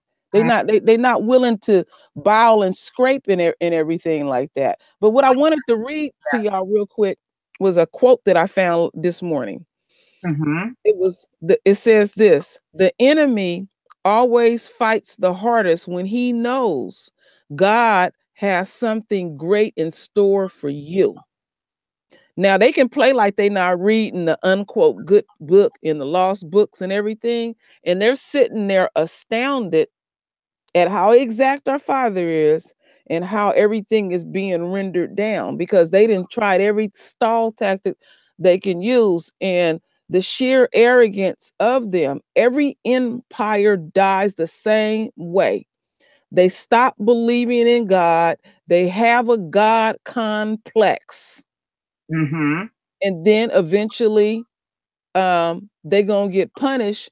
And all we have to do is stay out of their affairs and stay out of their way. And the enemy will eat itself, because the enemy, or the beast, has a thirst to kill.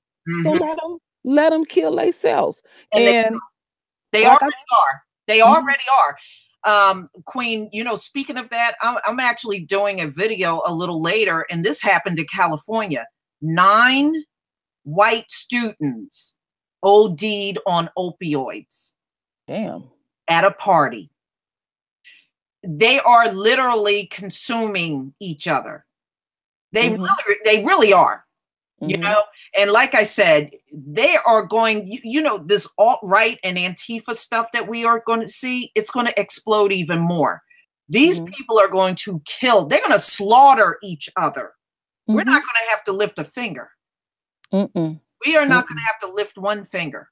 And you're so right, because I'll be listening to you close. You said something about how useless their guns are going to be. And I had ran into a video that I was watching where their guns was useless. I said, she said that last week. I said, look at that. Because, you know, they always hung up on having all this arsenal. And eventually they'll take that very arsenal that they have and you know, and use it on themselves, because that beast has the thirst to kill. And if we are not around, they will kill themselves. Because that thing never gets satisfied. And like I told my children, and all of my children are adults now, I told them straight up, if I catch any of y'all marching and partaking in their affairs, I'll put my foot in your ass. Stay out of their way. Stay out of their way. We need to start telling them stay out of their way, because what they'll do is they want to appeal to us about their pain and plight, and that's the very thing that got us in trouble. We are some feeling people, and we have been subjugated so much we identify with people's pain. But no, what we're doing is helping them. That's because, Queen, we have the nature of real humans. We have the nature of the Most High. We are dealing with beast. And what our people don't understand is the beast is not going to act like us. They're not going to sound like us. They're not going to behave like us. And you damn sure can't trust them. And unfortunately, some of our people still haven't gotten there. They still haven't gotten there. And unfortunately, some of them are going to go down with the beast because they have not learned to separate themselves. It's not only about a physical separation. We have to spiritually disconnect ourselves from them. And I've been talking about that a lot. And I was saying that you see, I know you've seen it. It was just a little teeny thing that happened. But it just gave us an example of us working collectively together. That situation that happened a couple of days with Mr. Superboy, he's had a troll that's been bothering him for about 6 years. I saw that. And I just happened to get online because this is what I noticed. Since I don't work anymore, I will get up super early or stay up late. And that's when people are doing a dirt. And I'd be watching a lot of our channels just to see what's going on and stuff. And so he had said what he had to say. And this troll, this guy that's been bothering him, that's the same guy that hacked me and Cheetah Baby got us the same day.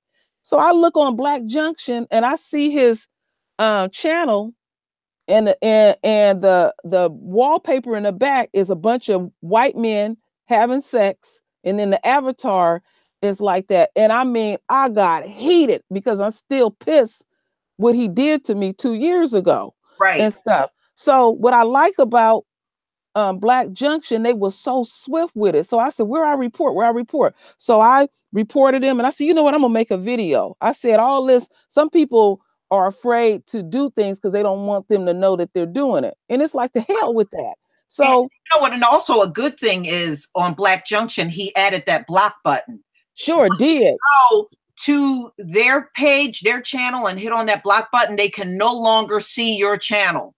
That's what I love. And you know what? And YouTube can do the same thing. They want these trolls to rule and reign. So what brought joy to my heart was when I made the video, folks was like, where is it? Where is it? They was ready.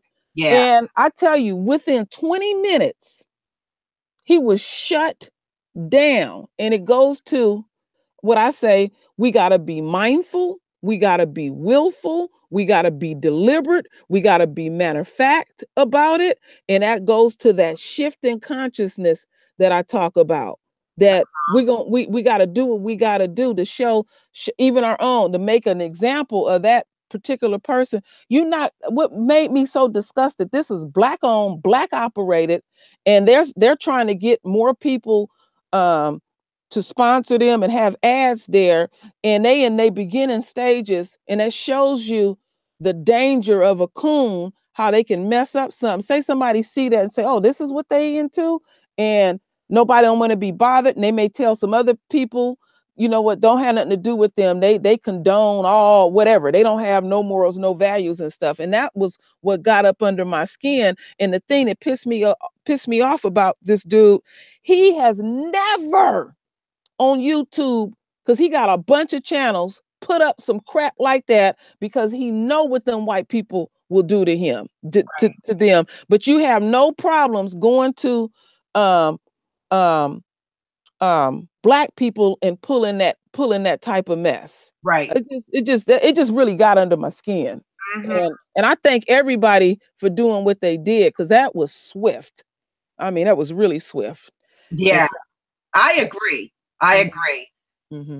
Sister Shayla, you know, she had brought to my attention of hackers being over there. Sister Shayla, click on that link. I want you to come on the panel.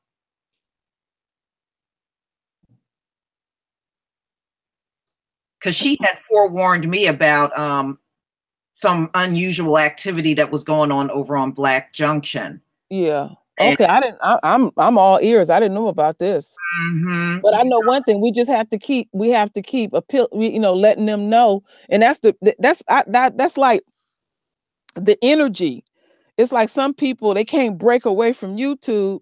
And when Mr. Superboy went over there, he did one video, Free at Last. It was like he didn't even realize how subjugated he was, because his attitude was, they're not gonna run us off of here. No, I'm gonna still use this, but eventually it's like making that final big step where I want to do the reverse, where I'm putting more energy into our stuff Right.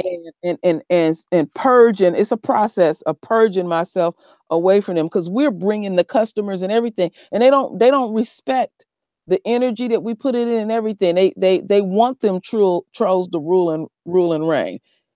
Yeah, they do, because they have never done anything about the trolling on YouTube for years. And that's how you know they are content with those trolls being there. It's useless to even report it. They don't do nothing.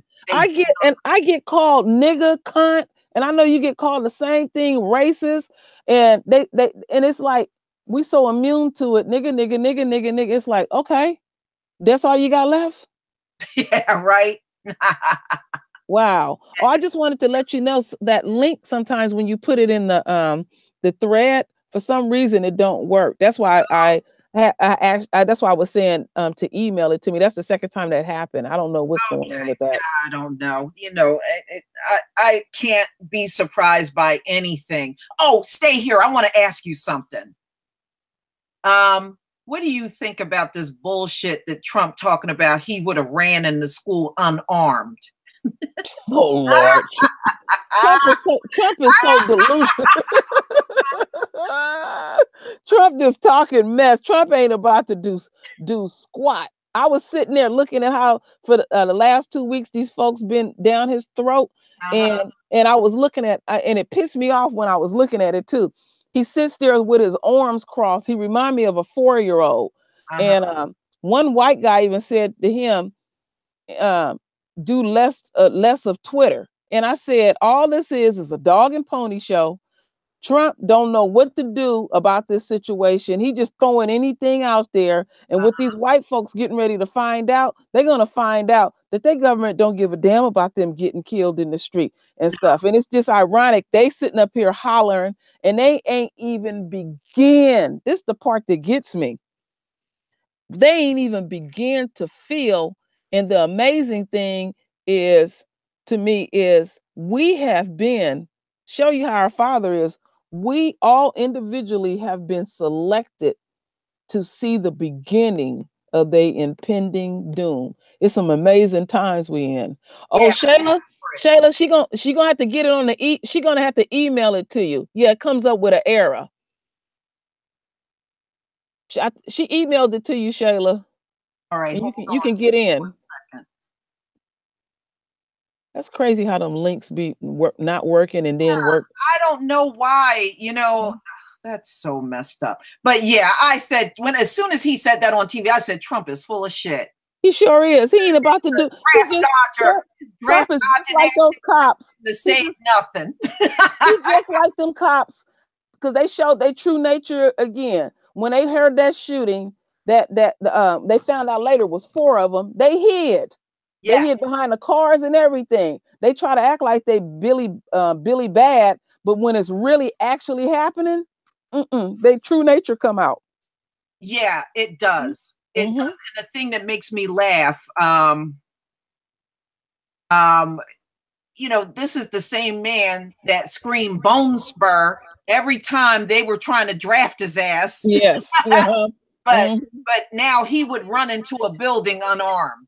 Get out of here. Right. He Trump ain't nothing but a big coward, and he, like you said, he don't do nothing. And I was and it's some major stuff that's getting ready to happen. Now his son-in-law didn't get the clearance, and it seemed like his daughter ain't getting the clearance. And I noticed he depends more on them two opposed to his sons. And he don't read them briefings that they give him every morning. And they know that his daughter and his son-in-law know his issue. And he's a man that's very inadequate. Like I said, if you put a person on a platform long enough, things will come out about their behavior. That's why I knew what was going to happen to that damn sheriff. Now I'll talk about that later. And he heavily depends on them. And it's going to be awkward because they're not getting these security clearances. They're able to cover up his mess, up his mess. And if you bring somebody in that's working for him, they're not going to treat it the same way his unquote family is dealing with them. So he heavily depends on his daughter and his son-in-law, and it's like, okay, how these dynamics is going to work. Yeah. It's just, yeah, it's gonna make him feel weak. And they said Trump don't like to read, and Ivanka, you know, and the people around him do all of the reading. I guess they read things to him. So without them being around, yeah, his ass gonna be lost for real. You know, Trump ain't about to read nothing. Yeah, because you know, like he said in an interview, he said he get his foreign policy experience by watching TV. I said, ooh, between him and Sarah Palin, damn, damn. I thought, and I thought George Bush was dumb. Bush number 2. I mean, literally, Trump is a laughing stock. He's being uninvited. Other countries don't want him because they say by the 3rd day, when he's in other countries, he start cutting up. He don't have what I call no tact and diplomacy. He don't know how to posture himself. He just, you know, he's tacky. Like I said, he's the true definition of a nigga. Yeah, he definitely is. Absolutely. And you know, it's not going to get better for him. I can see this man is really going to take one hell of a judgment this year.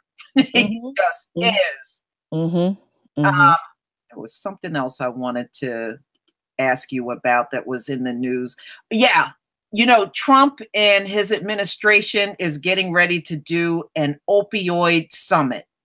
I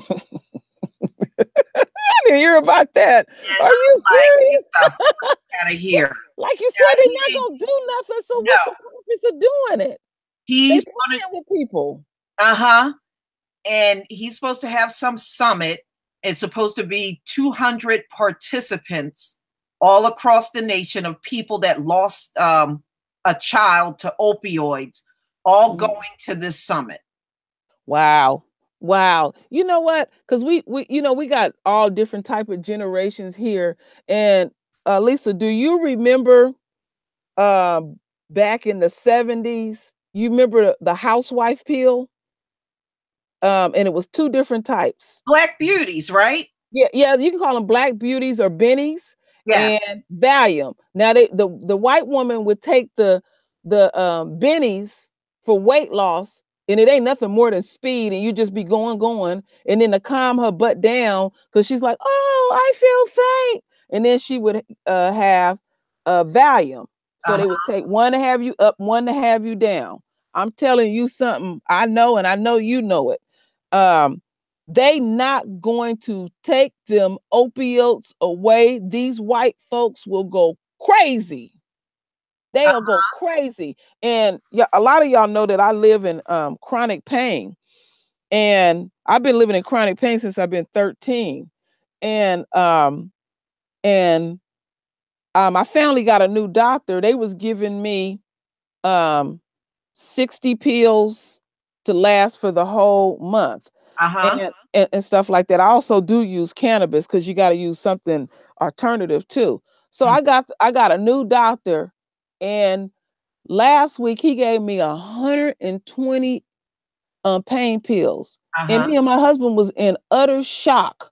And what they did was, when I went to the pharmacy, they cross-checked. It was like they were scratching their head. And my husband, he don't play. Amari don't play. He said, get your ass in there and feel that shit. We've been coming here for over 20 years. Stop scrutinizing it and stuff. And I didn't even know they get. I was even shocked. I was like, they can give you that many pills? Because I'm so used to getting 60. When I had surgery back in 2006. And at that time, I was still working in corporate America. And there was a white woman in my group that had a different type of surgery around the same time. When I came back, I kid you not, I had a little teeny amber bottle with a 2-week supply of opioids. That's what I'm used to. She reached in her purse and she pulled out the biggest bottle I have ever seen in my life, filled with opioids. The doctor, I kid you not, True Royal, gave her a 90-day supply. Yep. Now, what they did was the way he wrote the prescription up, because we read it real good. He gave me 120 pills. He said that was a 30-day supply. Me and my husband is looking at it like that's like for a few months supply, because we don't take them like that. And he's like, and it's like, did he get that wrong? For just 30 days, 120 pills in 30 days, and stuff. And I notice when we go to the pharmacy, it's always all this checking. And my husband, and this is another thing that we have to start doing. So my husband has some major dental work done. He's been getting all this dental work done, and stuff. And so they gave him a prescription of antibiotics, and they gave him 20 pills. Now, mind you, major dental work. I'm gonna have to just use it. This bitch calling the dentist, want to make sure it's right, and all this stuff like that. And my husband said she pulled that again. What he did was he followed through. He filed a report against her tail and everything. He filed one against the manager and everything like that. And the reason why I'm saying what I'm saying is we don't like being bothered. And what we do is we'll get disrespected and we won't follow through on stuff. We have to follow through. We have to use the very system that they set up for them and stuff. It's like I went to the Cheesecake Factory and they did not serve us properly. And my father was very big on us going to very nice restaurants. And so what I did is I followed through. I did the complaint online. I called them and everything. They send me 2 gift cards for $75 and stuff. That's keeping your foot on their tail. We got to stop this. Well, just walk away, follow through. Yeah. Hold their feet to the fire. Now, like I said, we may not win all the battles, but I can already tell subconsciously we have already won the war. That's why they are taking those opiates so much, because they cannot deal with reality. So they rather go out in a blaze of glory. That's basically what's going on. I said, look at them. In the Bible, the Most High told us they will wish for death, but it won't come. I know that was incredible when you said that they'll be agonizing that much that they want to go out. They want to go out, but they want us to deal with reality all the time. It's like they can't take their own medicine. And it's like, and it's like this. We don't really have to do anything, like you said, but stay out of their way and let them just deal with themselves and stuff. And the ones that do that, we can't save them all, and they're gonna go exactly where they're gonna go. I stay out of their way. I sat down with my youngest son is still at home. He's 21. And but if you see him, you would think he's 15 because he looks so young. And I sit and have deep conversations. And I told him, I said, when you engage in them, I said, let the enemy speak first. Then you know how to engage that conversation and stuff. And he's really not a talker anyway. And I said, that'll give you a mindset. And we have a tendency to want to speak quickly first. And they have to speak to me first.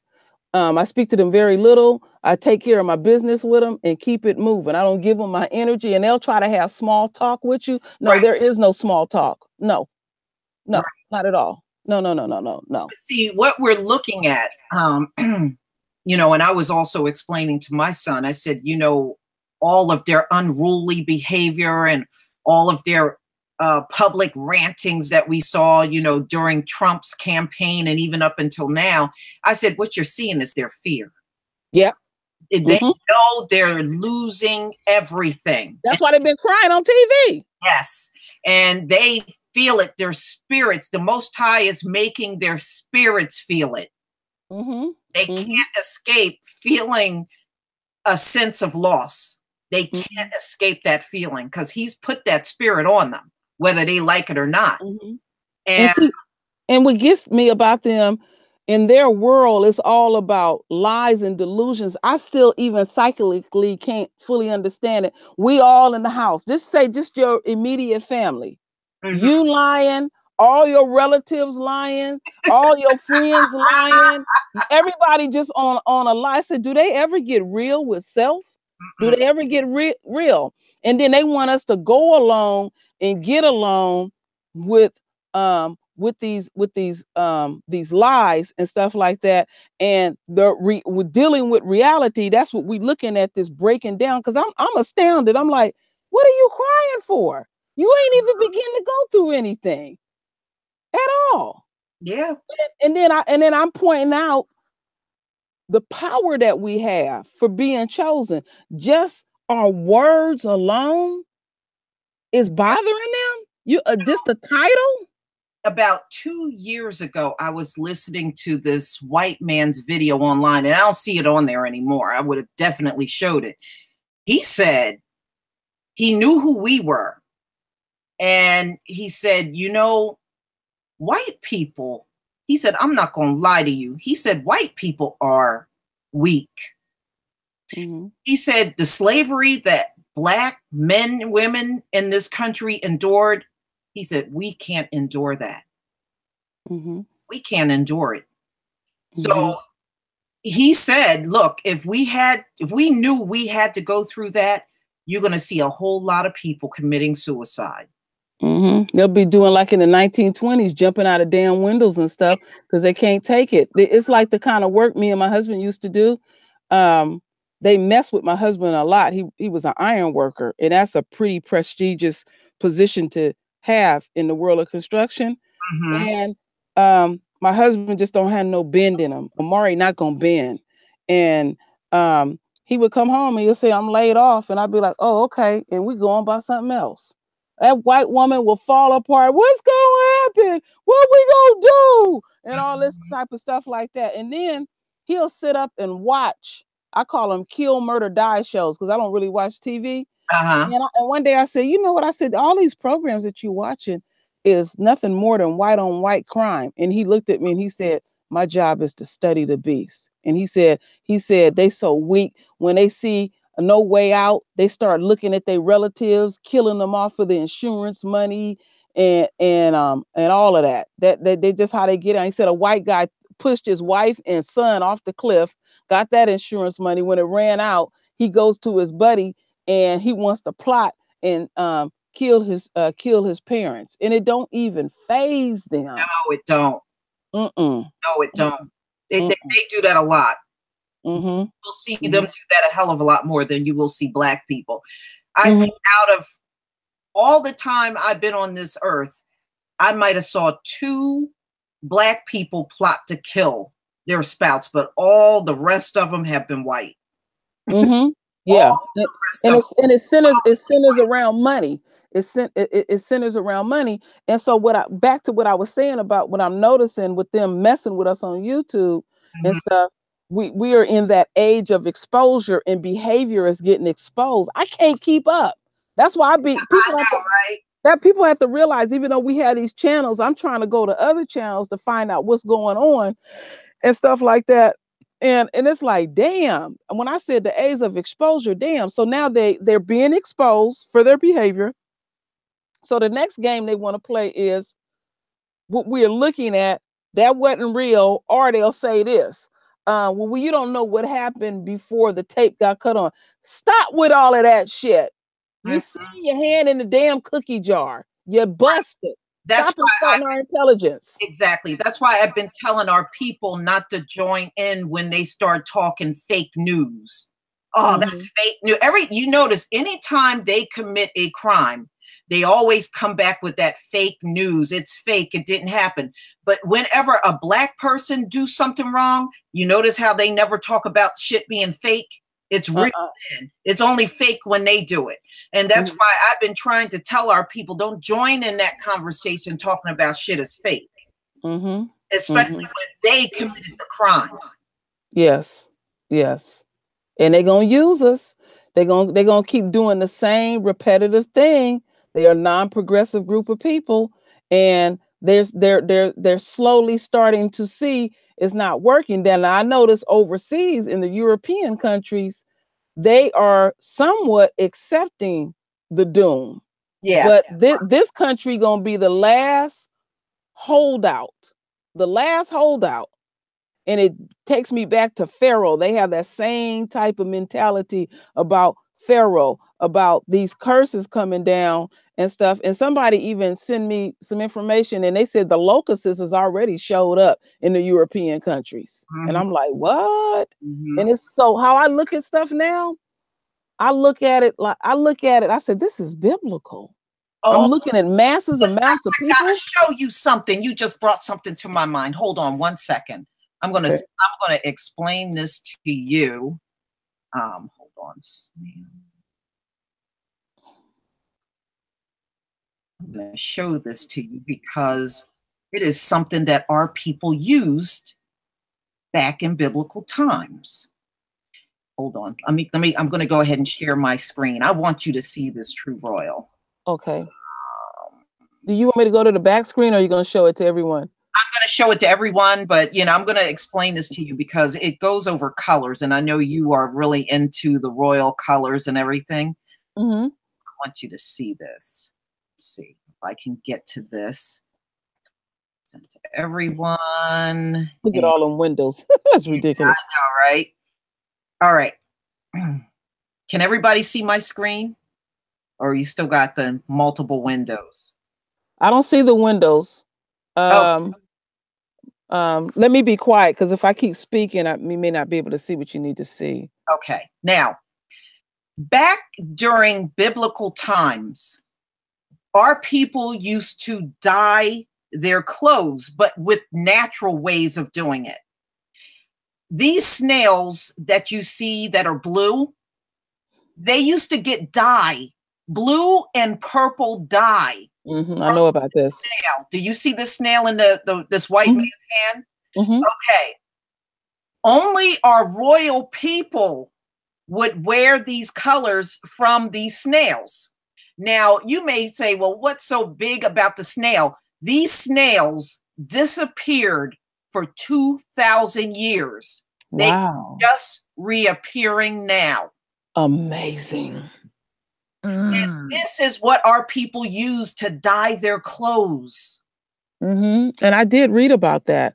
And it's blue and it's purple. But I didn't know about the blue. Yeah. I knew about the purple. Yeah. Now, look, this is look at this purple that was done with the marine snails. See how this purple right here was dyed using marine snails. Amazing. And the blue was considered a color that was worn by the royals. And they would just take this blue dye the fabric blue.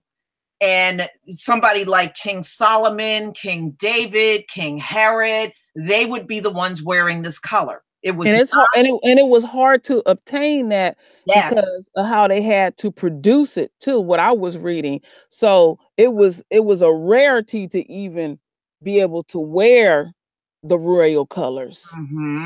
Yes. And these snails reappeared on the shores of Israel after more messages. That's like with the firmament. Like when you were showing us the firmament, I studied it, and it's like God is dropping lugs. Just drop a little, because I did some deep studying last night, and it's just astounded. They can't change the composition of that firmament or anything. It's truly amazing.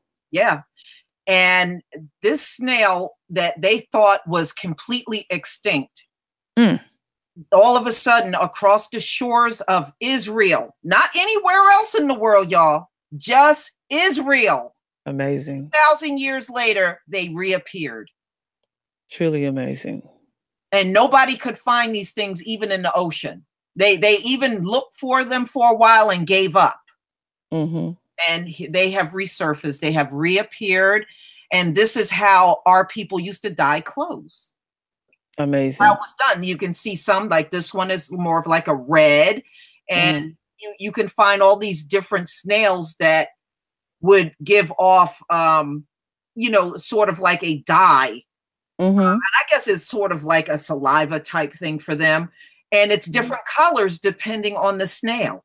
Mm-hmm. But our people Amazing. didn't use anything artificial to dye their clothes. They always used to dye with. They didn't have nothing artificial to use, because I was reading that we would wear the finest linen, and it was even laced in gold, laced in gold. And this is the thing that I keep seeing repeatedly, because I seen some people arguing the other day about, well, at least we didn't come from caves, because they're talking about mud huts. Right. We did not come from mud huts. We came out of palaces and castles and stuff. Okay.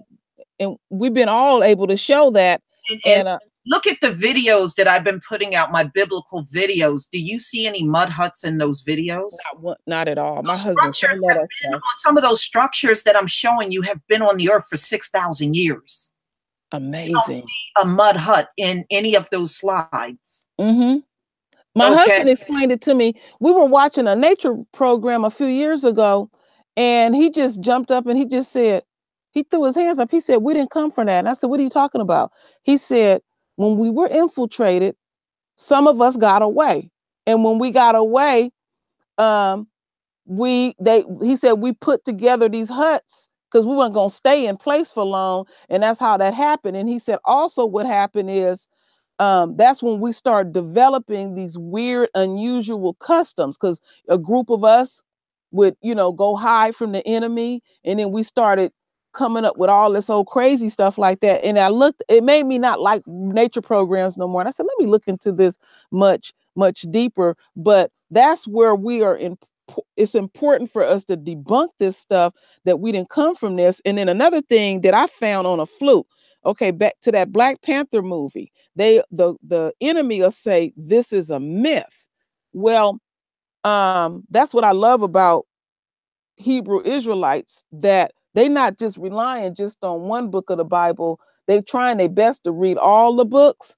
And I put the video on Black Junction. A brother put the real true story of Black Panther, and he talks, and I know you would know way better than I. He was talking about this garment that Adam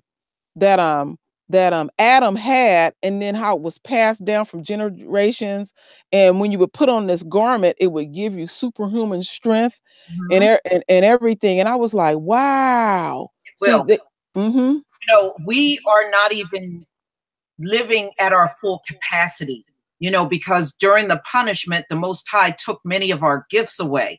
But we still have more gifts physically than any of these, these cave people. And they know it. Believe me, they know what your abilities are. That's why they're so jealous of us. They know that you have things and abilities that they don't have. Now, when you read what's going to happen in the next life, once we get out of this Gentile world, number one, remember the Most High said we can't go into the kingdom with these bodies. And that's because we have taken in all these toxins and things that we never should have had in the first place. We're getting new bodies. Amazing. We're all getting new bodies. Number two, we are getting white robes. Now, he said the white robes that we get, they never get dirty. They never have to be washed. Amazing. They are going to, if somebody threw dirt on you, the dirt ain't even going to stick on the garments that he's going to give us. It's going to be so amazing. And the new kingdom that's coming is going to be what you can't even begin to imagine. America is going to look like a dump compared to what we have to come. Yeah. I was reading that people's dreams will be more vivid. And I was telling my husband, I said, really pay close attention to what children are saying, real young children, because they're the least corrupted. And the reason why I was saying that to him, I was an unusual child. I would sit up and tell people what I would see and what I would hear. And thank God, God put me in a family that they didn't think I was out of my mind and stuff like that. And I would say stuff. And like I was telling the royal family that I had a heavy spiritual experience 2 years ago, and our Father told me. Now I don't hear no words and all that crap like that. Mhm. And that's something that I keep putting out there to folks, that people will have these spiritual experiences and they want to act like they mysterious and all of this. And I keep They're reinforcing They're we're all Listen, empathic. let We're me all tell you empathic. something. Let me tell you something. Remember, when the Most High spoke to Moses, Mm-hmm. when he spoke to Abraham, he Mm-hmm. did it exclusively with them. And remember, he said the rest of us, he would come to us in our dreams. Wait, let me tell you what happened, Come Lisa. and communicate with us through our dreams. It's the most profound thing, because I talk about it almost every day. It is real. It's very real. When Yes. our Father told me, he said I would always see the number 17. So I told my husband this. My mother had me when she was 17. She died on May 17th. My husband's birthday is on the 17th. I got hurt at work at the age of 17, and I can go on and on. I didn't pay attention to no numbers. I wasn't tripping off the numbers. You want to hear something funny that you bringing up 17? My mother married my father at 17. Amazing. And my brother's birthday is August 17th. Mm-hmm.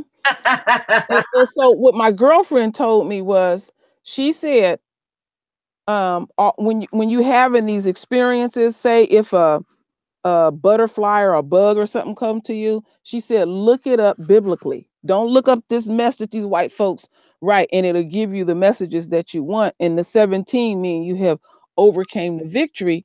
And I told everyone, I said, he told me that. Now all I hear is people saying 17. Trayvon Martin got killed at 17. 17 people got killed. And the one more thing I wanted to add to this that's still so profound to me, I had broke my ankle 2 years ago. And when I was going through what I was going through, and our Father literally physically picked me up before he even touched me, my ankle instantly healed. It frightened me because I almost grabbed it. And so after all that stuff went through, and I went to see my girlfriend. I have a girlfriend, y'all like twins. Y'all almost look just alike. And when I went and seen her, her name is Catherine, all around the edges of my hair was pure silver. And my girlfriend said, what happened? I said, Catherine, I literally physically was touched by our Father. Mm-hmm. Touched. You remember when Moses went on the mountaintop and he came back and his hair was all white? Mm-hmm. Yeah. Mm-hmm. You know, those things really do happen. It really do. I'll tell you something. I think the most profound dream I had was one point in time in my life, I was piecing together my family history and I was doing my family tree. And I think it was just on my mind so much. I had this dream and it was so weird. Across from me, now this is why I'm big on cats and lioness, and I know what you're about to say. Now this is why I'm big on this. I had this dream, and this probably was, I would say, like around 2011, 2012. And in this dream, I was standing in front of this river. A little ways from me were two female lionesses, and this was almost like, it was so vivid. It was like I was really there. It was two lionesses, and they were totally unfazed that I was there. They didn't even move. In fact, they crouched down to drink this water in the river. Well, across from me were these people dressed like slaves. And I was like, who are those people? And one of the men, he was in these coveralls, no shirt on, just the coverall, kind of raggedy looking. And his hand was cut. And he was walking to me. And he reached out with the hand with the cut on it. Now, you know, blood, according to the Bible, is a living thing. Yes. We are never to touch it. So I didn't touch his hand, but I grabbed his forearm when he reached out for me. And the blood on his hand disappeared. Amazing. And all of a sudden, I got up and I turned around to leave. And then I turned back real fast and everything was gone. The lionesses were gone. The slaves that I saw, they were gone. Everything was gone. And I was standing out there by myself. Wow. And one of my friends was trying to interpret it for me. She said, that was probably your people. Mm-hmm. Those are probably your ancestors from the past that and then your cat and those cats are because I was reading that cats are they protect us. They go in and out of different worlds because I have 3, and if you look at those Egyptian hieroglyphs, that's all you see is cats. And Right. they even and in some of those pyramids they even had mummies. They would find hundreds of cats and Right. and by the way, everything. family, and always keep this in mind. We are never to touch blood, and we're never to touch any type of fat. Like we can't eat fat. When we're not allowed to eat, and Hebrews are not allowed to eat blood, and we're not allowed to eat fat. It is viewed as an abomination. Wow. That's the one thing that I really appreciate learning who I am, because it was the subs that told me on my channel. Mm-hmm. And the girl Truthfully Honest, she has her own channel and she's a Hebrew Israelite, and she was saying, well, the reason why I came to your channel because I thought you were one, and she was tripping off of that my avatar. And I think y'all know the story about the avatar. That was my father's. And my father, in fact, I found my father's postcard online, and my father had a store called a candle shop in Oakland called Elohim Circle Candle Shop. So I asked my father one day, I said, where did you get that? How did you make that up? How do you come about that? And he said he would always see it. My father was very deep and spiritual, and he said he would always see it. So to make a long story short, when my father, both of my parents, when they died, I got nothing of theirs. You know, it was like I wanted stuff that like toys and that they had when they was kids. I'm the one of those people. I don't give a damn about money. I have money, and thank goodness my father and my aunt wrote a book. It's a book that I'm trying to get published. It's a little small one just for nutritional health for children. And so this shows you why we really need to use our people. So there's a girl named Renee, and she does graphic designing. So I had sent her this avatar here, or somebody says it's my family crest, and I was explaining to her how it looked, that I remember it because my dad never spared an expense. Tears almost came to my eye. That girl did it right the first time. Now I could have easily trotted my tail down the hill to a printing shop where some white folks run, and I said, no, I want our energy around it and stuff. I wanted our energy, and she did it right. That's why I stopped doing everything with the shirts. And check this out, what happened with the shirts. The shirts are being made as I speak. And it's a brother that I have bought shirts from, and he has his own printing company. So the day he was going to make the shirts, his granddaughter was born. And then the baby ended up sick, because I talked to him last night, and the baby didn't have a bowel movement for over a week. And he was telling, I said, don't even trip about it. But sometimes the enemy will make things so convenient. And so I said, no, I want our energy around it. If I'm talking this to the best of my ability, because you can't do it 100%, patronize our own. So me and him have became business partners, because I'm saying this is just too convenient. I'm gonna have to patronize this guy, because he has done done things with me before. But I tell you something deep. The day that my father passed, he had came and picked me and my husband up to go to lunch. Dad, I always loved to go to restaurants. And my dad was moving so slow that day, and he was reminding me of my grandmother. And I said, wow, he's moving like her. And he was just struggling. And I had never seen my dad sick or like that at all. And so he asked me, it was at a Hofbräu, he asked me to fix his plate. And so after I fixed it, I sat down, and I was sitting across from him, and I looked at my father, and he had 3 lights over his head, like a rainbow. The first one was like a goldish, yellowish. The next one was like cloudy white, and the other one was transparent. I don't have colorful. And I said, oh, he getting ready to go. But that was one time I didn't say nothing to my husband. He died that day. Even though he was killed, he was sick, he died that day. I seen it coming. His wife pushed him down a flight of stairs. Oh, wow. Mm-hmm. It was just real real heavy. And I was saying to my husband, I said, Black folks deal with all type of tragedy, all type of pain, and these white male terrorists, which is the biggest problem in America. We got to hear that they mama didn't breastfeed them, they went through this, they on medication, they, and I don't want to hear that stuff, because if we unleashed our pain, if we really unleashed our pain, oh, they wouldn't be able to contain. If all Black folks just stood up right now and say, you know what, I've been through hell and back. Oh, they say we mean now, they're really seeing something. And that further confirms, because some aren't folks, because they go through so much, don't think they're chosen. That going through what we have gone through, we would have to be chosen, because I don't know nobody else that can endure this crap. It ain't easy.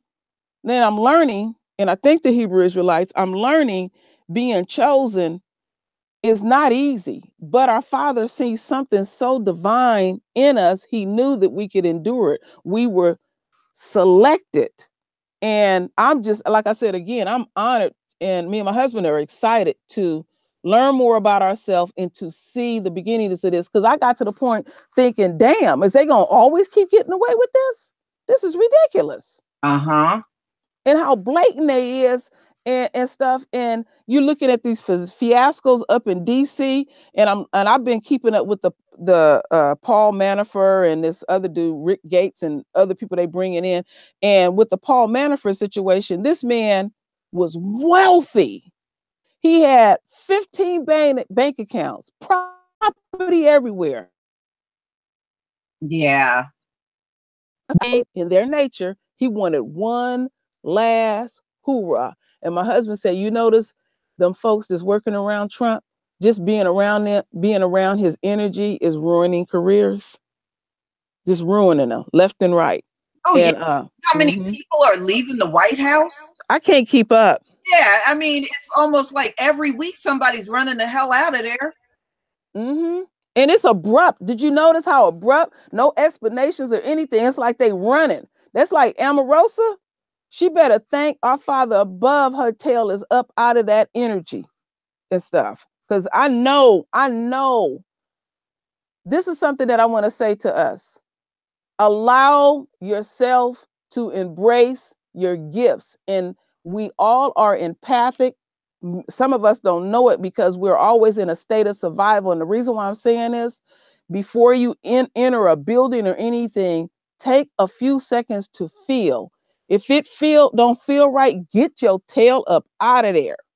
Get your tail up out of there. And also, I thank the folks that are taking these babies up out of these schools and trying their best to really make it work in homeschool. I'm hearing sisters and brothers, it's like they're teaching their children, and they still have to work. And so one person may say, okay, I can take your kids and we can do this and that. And me and my husband have even said to people that we know, because me and him retired, our house is so huge, we can homeschool about 20 kids. We can make it work. It ain't going to be fancy. And the beautiful part about it is the parents can set the curriculum. You know what your children are learning. That's another way we have to separate from the enemy, because all we're doing is gift wrapping these babies, sending them to the enemy, and then we have to deprogram them and stuff. And we got to stop. Another thing that we have to stop doing is thinking when we move in an unquote good neighborhood and our kids can go to an unquote good school, we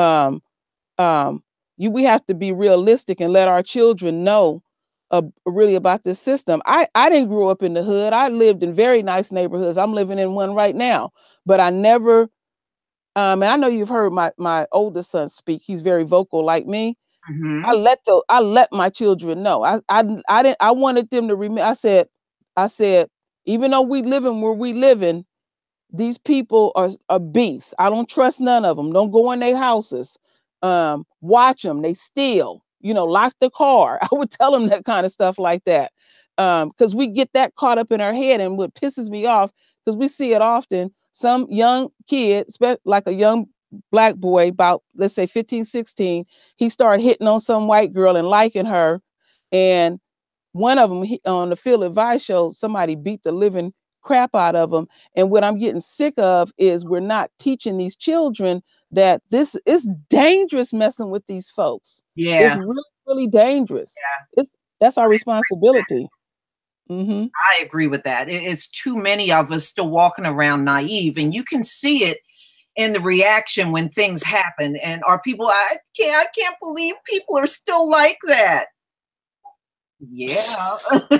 Yeah, they are. And I don't get it, because you think you have arrived because you can move in the, you know, and get a decent house and all this type of stuff. You know what happened? There was a time I used to live in this town in California it's right next door to Oakland. It's called Alameda. And it used to be it still is a retirement community. And they used to have an army base there. And the town is so small, it only had 2 high schools. All 4 of my children was introduced to drugs by white kids. They came home and told me, because I left the doors open, because I wanted to hear them. So I said it's safe to disagree, and I wanted to hear what's going on. And they all told me. They said them kids would be in the classroom nodding, and them teachers would play dumb. Yeah, you know like what? They don't see it. That happened to me in class. I used to be a white girl that sat behind me, and she was always high, you know, and she'd be like, "Oh, I love being stoned," you know. What grade was you in when you were introduced to that? I was probably in the 8th grade. And wow. Then we were in science class, and one day she leaned forward and she had in her hand a Quaalude. She was like, "Here, Lisa, have a Quaalude." I was like, "I'm not taking that. Get the hell out of here." That's one thing I was taught. I used to hear my mother and them say, "Don't ever get high with white folks. They like using hardcore stuff. They subject to drop pills in your drink, lace they weed with some mushrooms, and you start to hallucinate and all of that. They like using hardcore stuff." And my ex-husband, he went to his family is Seventh-day Adventist, and he went to a boarding school in Santa Rosa, California, a boarding high school. And he said there was this white boy he used to smoke weed with, and this white boy would tear pages out of the Bible and roll his weed up. He said that's when he walked away from him. I said, "Ooh, these people, they sick. They sick." They do that a lot in the military too. What? Yeah, especially when they're in battle, in war, and they want to get high, they use the Bible, because they said the Bible paper, the consistency is thin, just like, you know, the paper that they roll their weed in. That's scary to me, that you don't even question or second guess what you're doing, and they just do it. And it's like, whoa. When I really started learning about white folks, even though my father told me what he told me, when you really start learning about them is when you get out in that world and work. And I heard you say, and I was telling my husband about this, that you got a position and you had to train yourself. You had to come up with everything. Yeah. You know, that happened to my oldest daughter. She was working for this company, and this company has something to do with the environment, like they going green. And it was a startup company, and she got the position. And the owner, all he wanted to do was ride his bike all over town. And my daughter told me, she said, "I have to set everything up. He don't know what he doing and everything." And me working in construction, I trained my superintendents, I trained my foremans and everything.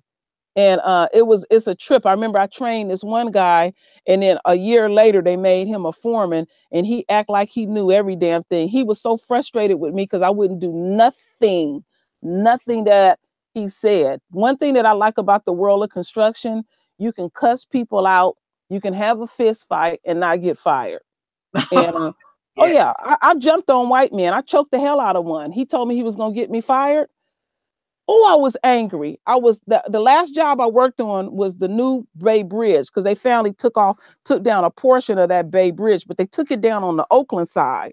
The San Francisco side, I guess they retrofitted it or whatever. So this guy who he thought he was white, but really it was a hell of a mixture. He was half Italian, half Eskimo. And white people had accepted him, and he said, I'm tired of her attitude and I'm tired of her mouth, and I'm going to get her fired. And I was like, oh, okay. So every morning they assign you to where you got to go. And those Connex boxes that you see on the back of trucks, some of them are actually break rooms. They got lockers in there, benches, where you can eat, hookups that we would bring mini refrigerators and microwaves. So he telling us where we have to go.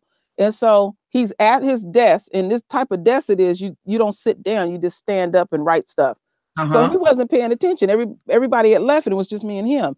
And so the outside doors are these metal doors that you see. You always see them on the back of the truck. Well, we had one more door, which was glass, which was glass and metal. So I pulled in the metal doors a little bit and the other door, so it looked like nobody was there.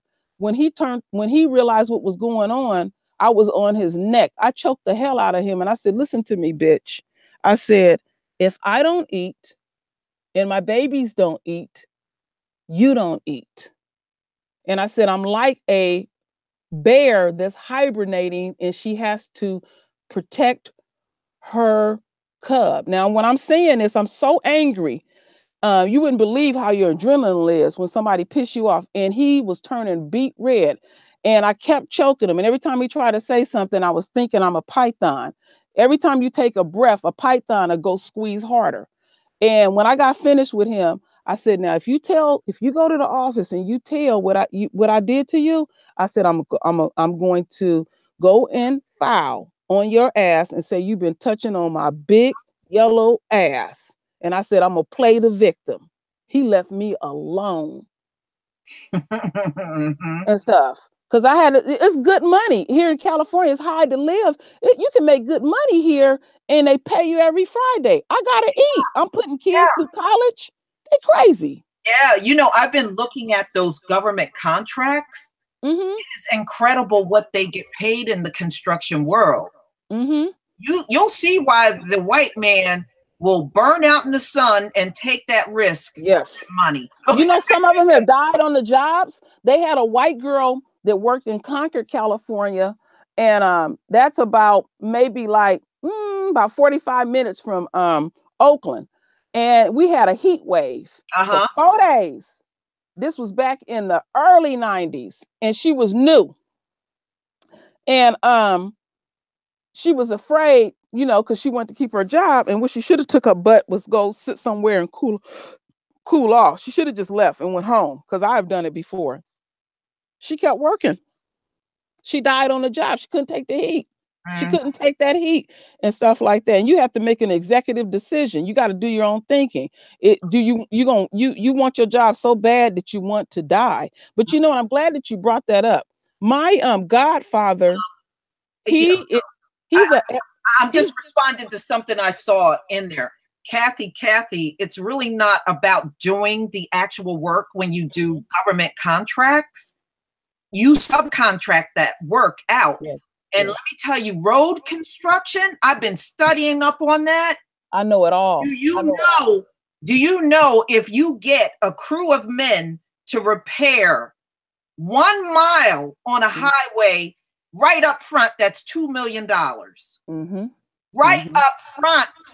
And when they get the work done, you could add another $2 million on top of that, just for one stretch of mile on the highway. And I want you to also look at this too, Lisa Cabrera. Another phase of it too is there is contracts just for safety, where they do let me use I ain't gonna use the construction terms. Yeah, when they put the aero boards out and they put the cones out and stuff like that. Well, that's also contracted out too as well. Sometimes they'll just have companies that'll just do lane closures, and the companies don't want to even bother with it, because in California, you got to have those streets cleared by 3 p.m. If you don't have it cleared by 3 p.m., you get charged $1,000 an hour and stuff. And I'm gonna have to get with you behind the scenes, because that's my world. And my godfather, he's a bidder and an estimator. He's been in construction over 50 years, and he was working for a black owned operated electrical company in Oakland. They ended up getting a massive contract in San Diego at the school district to redo all of the electrical. And black folks in the world of construction, we might, like, I'm a certified welder, but I know how to pour concrete. I know how to do a lot of stuff. The only thing that I'm horrible at is being a carpenter. So they ended up getting a contract to do all that stuff too, even the streets around them, because they had to tear up the streets to deal with the pipes. The contract was so big, they had to pick up and move and go down to San Diego, and they've been down there 7 years. And I can hook you up with him, because he knows all the ins and outs. He knows all the tricks. He knows how to estimate and stuff. And what a lot of the black contractors do, because we don't hardly get anything, we so happy that you are getting something. They'll just the sheer, because you black and they believe in the sisterhood and brotherhood, they will help you because they want you to get, fulfill that contract. And like you said, to sub it out. So. Right.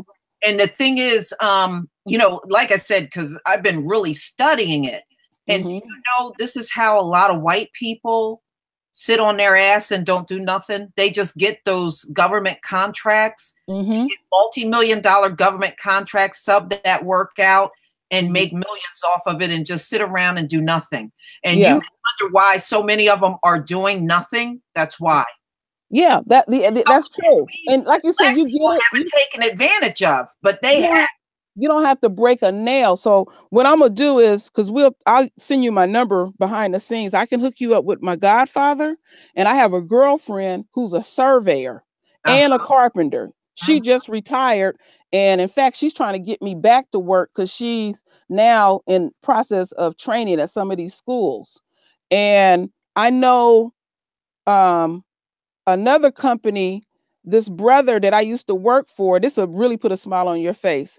His mother was the first black licensed electrician in the state of California in the 50s. Wow. And to show you their racism, they bought some property in a nice area of San Francisco. They still got it, and they put all their equipment there. And this brother was telling me back in the early 70s, these Irish dudes said that his mother stole a bunch of their equipment. They had helicopters over her business. SWAT came down there. It was just all a lie. And he said that they don't even want black folks to get what you call curb and gutter contracts. Those are the cheapest things, like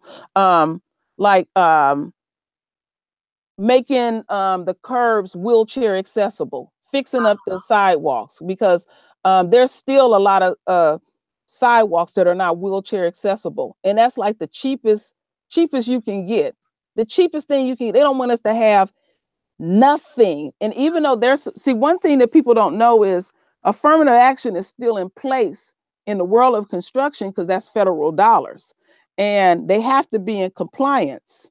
And these white folks, racism is so deep, they willing to take the fine because they don't want us to work. But I've been listening to you close, because you're saying that construction is being affected, and it's a lot of opioid users there, because construction is the only place where a white boy who can't read or write, just got out of jail, that he can work there and make good money. And a lot of those white boys that work in the world of construction either just got out of jail or on their way to jail, and they come to work high.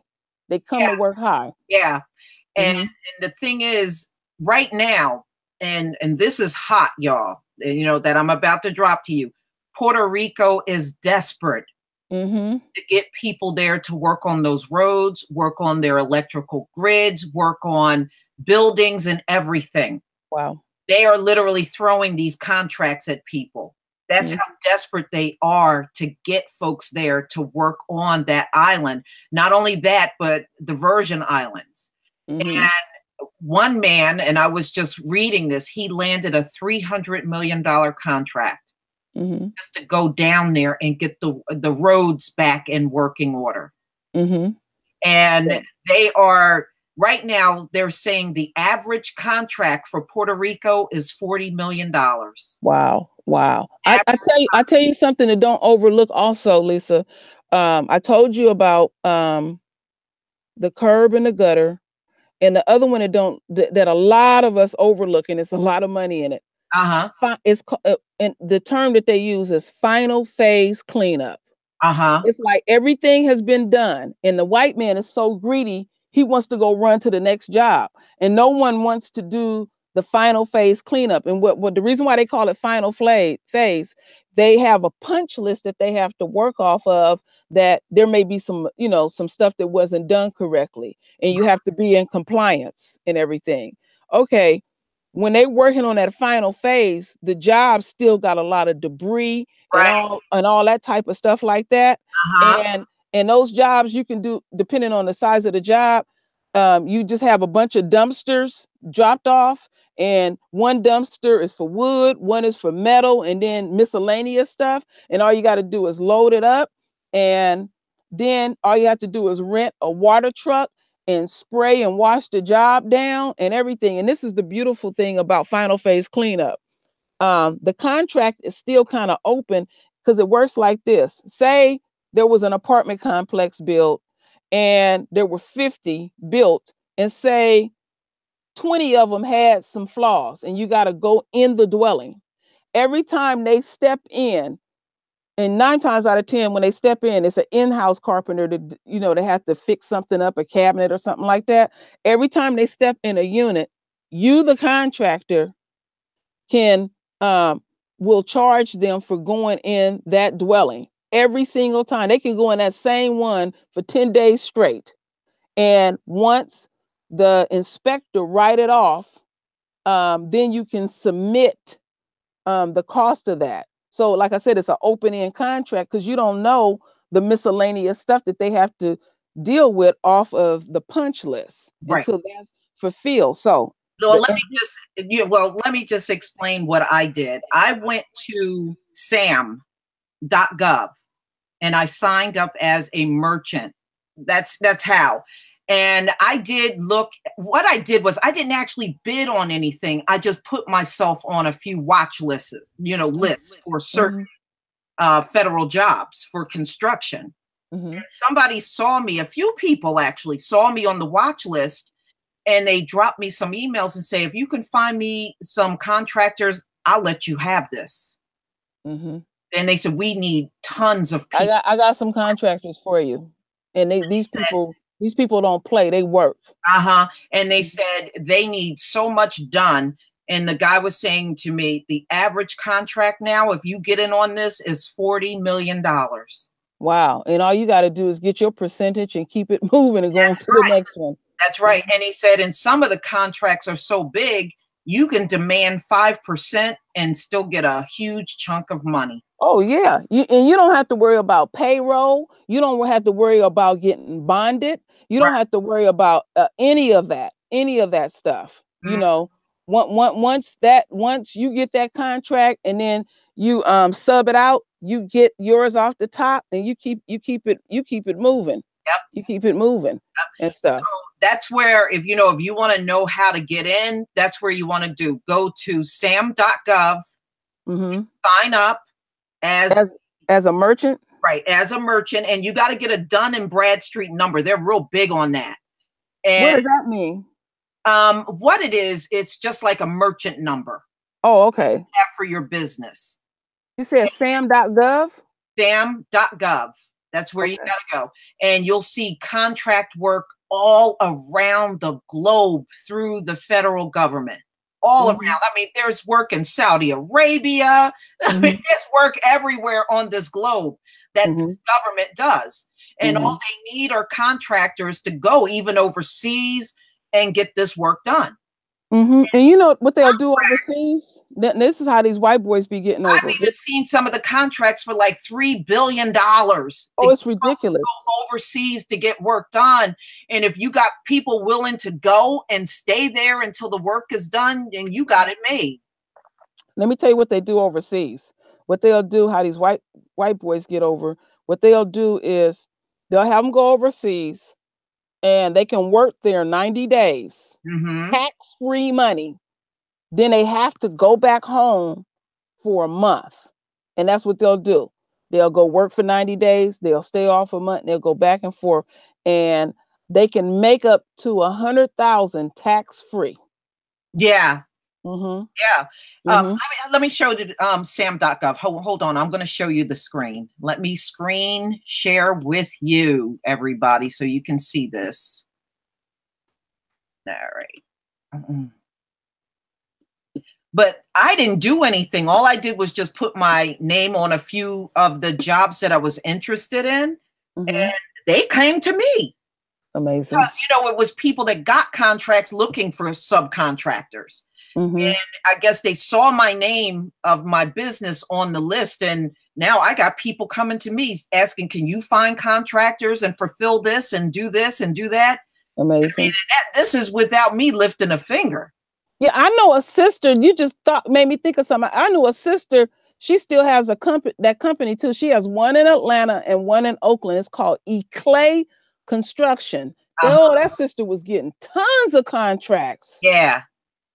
See, they'll run to the woman real quick.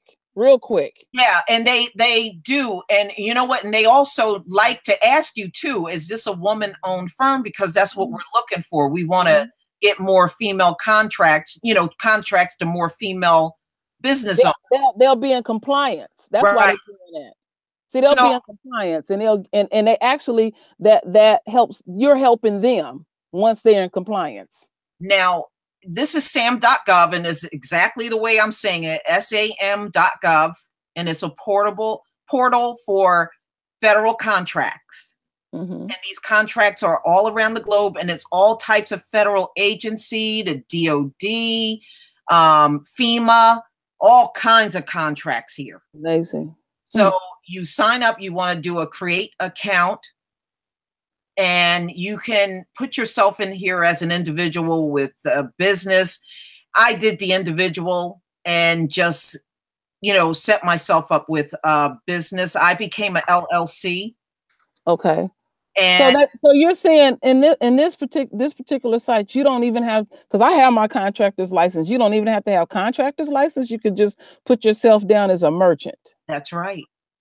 Wow. So you want to sign yourself up, and then it's going to take you through a series of requirements, and the requirements are easy. You shouldn't be intimidated by the requirements. Now, they want you to be a business, a registered business, just like it says right here. Registered business. They want you to have what's called a Dun & Bradstreet number. You get it almost as fast as you sign up for it. Is there any cost? No, it's free. Wow. And then they also want you to get an EIN number through the IRS, and you can get that online. Yeah. Okay. So once you have those things, you'll sign up for SAM. Once you sign up for SAM and you register your business with them, they automatically register you to other agencies. Amazing. So you know what I'm thinking of as you're showing this? Me and my husband, we've been contemplating getting into a business, and we have saved money and everything. And you got experience. It would be easy for you to do it. Yeah, because what we would thought was, and I'm gonna talk to him when we get off of this. I'm gonna show him this. We were trying to get into the cannabis business, and these cockazoids are such greedy ass pigs that just to even be able to get into it, to have your license up here in the state of California, they want 20 grand off the top. Right. And they cost you out. That they make it so extraordinary, and it's like, damn, y'all don't want us to have nothing. They so greedy. And I mean, you got cannabis businesses popping up everywhere in the state of California, especially up here in this damn Bay Area. Popping up here because the new governor that beat Christie out, he's pro cannabis. So right now, it's all kinds of things going on behind the scene about getting cannabis businesses running up here in New Jersey. You know, he said that's the first thing he wants to do is make marijuana legal in the state of New Jersey.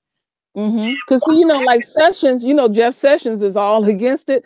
And I had did a story about it, and this white guy was almost in glee.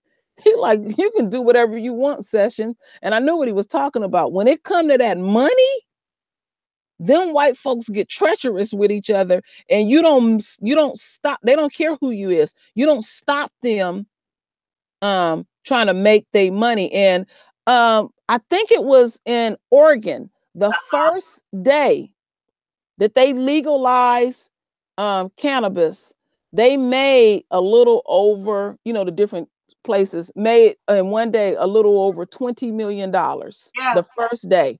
They want that revenue. They want it. And so eventually it's a matter of time throughout the United States, all of them going to be having, going to legalize cannabis. Oh hell. Because but the thing is, they want to leave us out. So see, we have to watch certain things. If anybody is out there, they might want to be the person that grows it. I forget the name to use it, where they grow the cannabis and all this type of stuff, and then you go to the various cannabis stores, and hopefully they'll buy your product. But this is where we have to be careful about.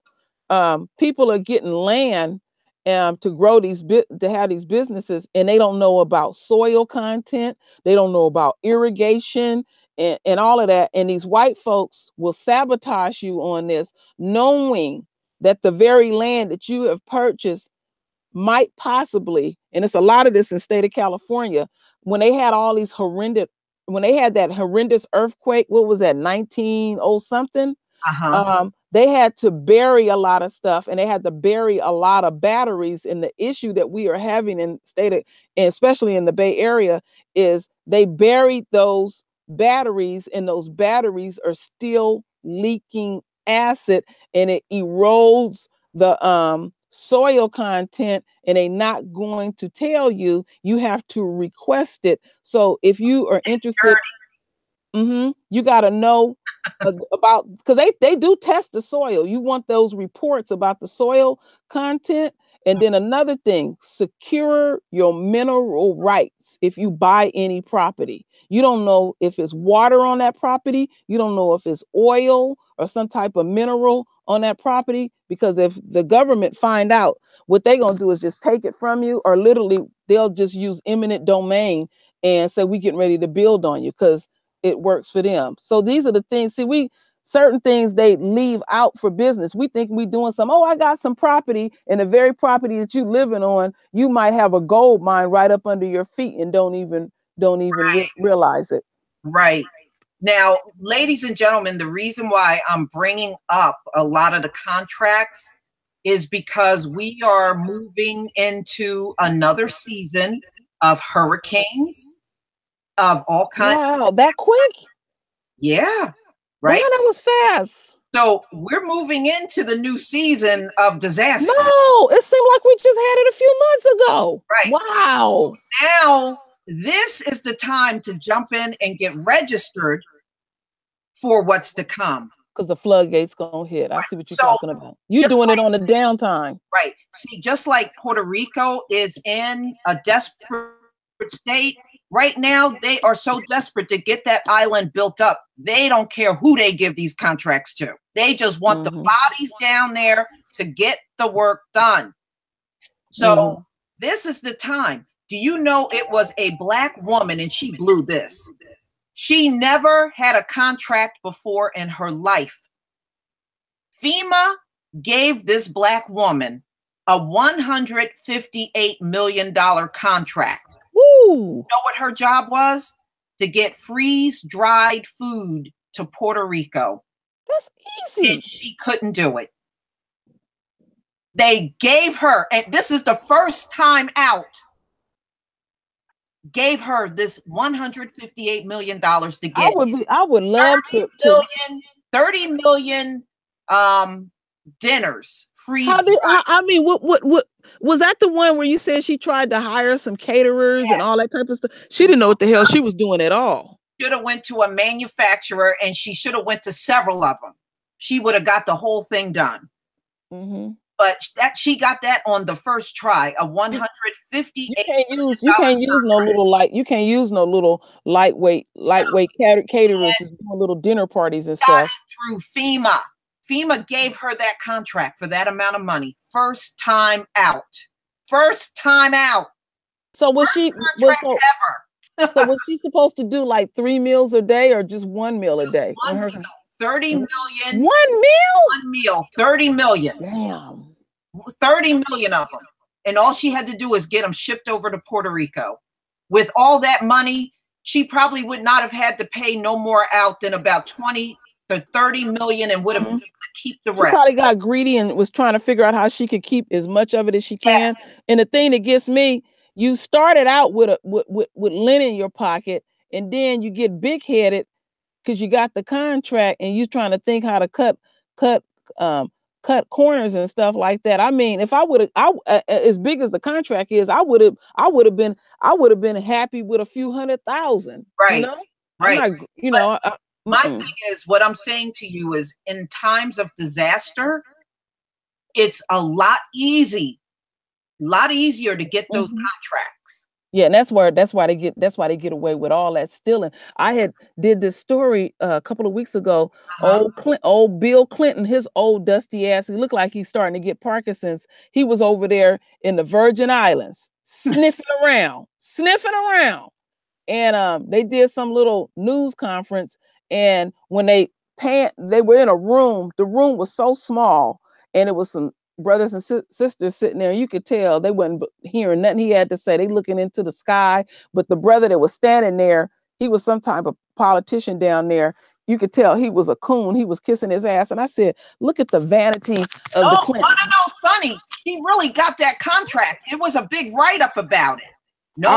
I remember you doing a story on that. I got that $158 million contract. This was one black woman down in Atlanta with a business. They wrote all about it.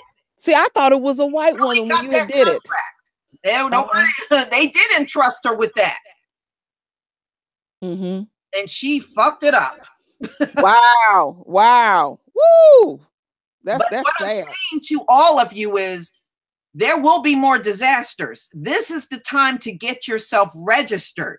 They are still building roads in Texas from all of the damage from Hurricane Harvey. And they are still trying to get people down in Texas right now. This place is subject to get hit again. Yes. And they get hit again, you get a contract again. So would you tell me, because I don't know, because the neck of the woods I live up in, we don't deal with that type of weather. What months do hurricane season kicks in? How many months it lasts? It starts in, I believe, from May to November. Oh, that's a long time. And what you got to do is get yourself signed up, because when I'm just telling you, there is a time when it's a little harder to get contracts. It's hard, but during a time of disaster, they are practically throwing them things at you. Yeah, they not scrutinize everything. I hear where you're coming from. I know exactly where you're coming from. Yeah. They don't scrutinize anything because they need people down there. They're having a hard time getting people to go down there because you're going to have to be in Puerto Rico for a while.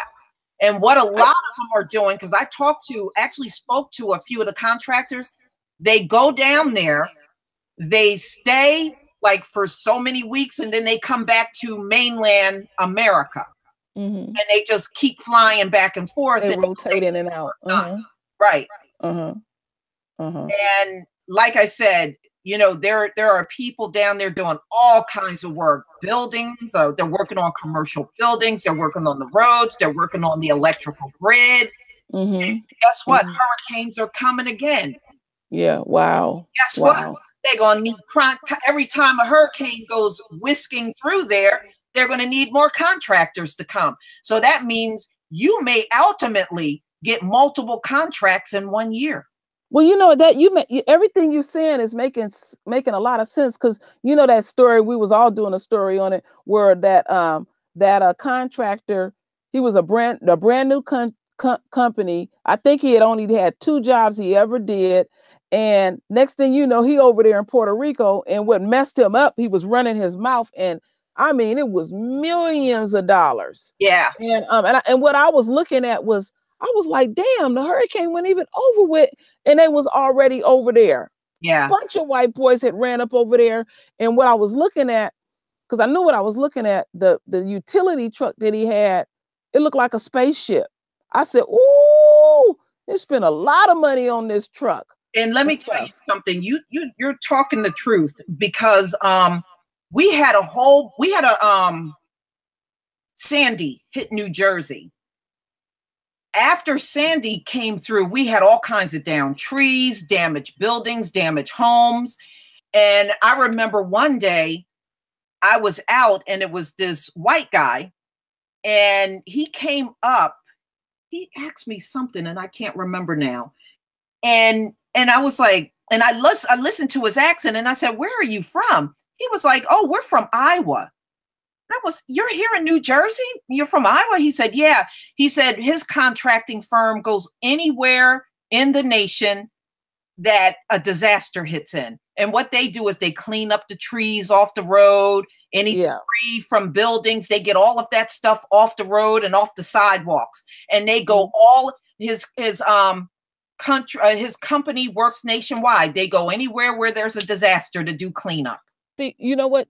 See, a lot of people, they don't think it's money into that cleanup. And some people think it's even beneath them to even get those type of contracts and stuff like that. But if the stuff ain't cleaned up and removed, you cannot even get the work done.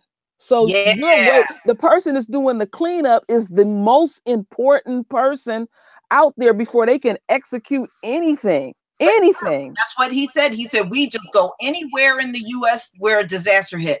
And he was telling me they went down and cleaned up after Hurricane Andrew in Florida. Amazing. You know, and all those trailers that got damaged, the people that lived, they hauled all those trailers away. And they spent like 4 months down there just doing cleanup after the hurricane. And that's what we do. Yeah, me and my husband was looking at the sheer disaster just in Texas alone, and we knew what we was looking at. And my husband said, "Wow," he said, "that cleaning up is endless, endless, endless." And he said, "See, the importance of the cleanup also is if they don't hurry up and start getting there, somebody just put it, sanitation becomes a big issue, and diseases start kicking in and stuff."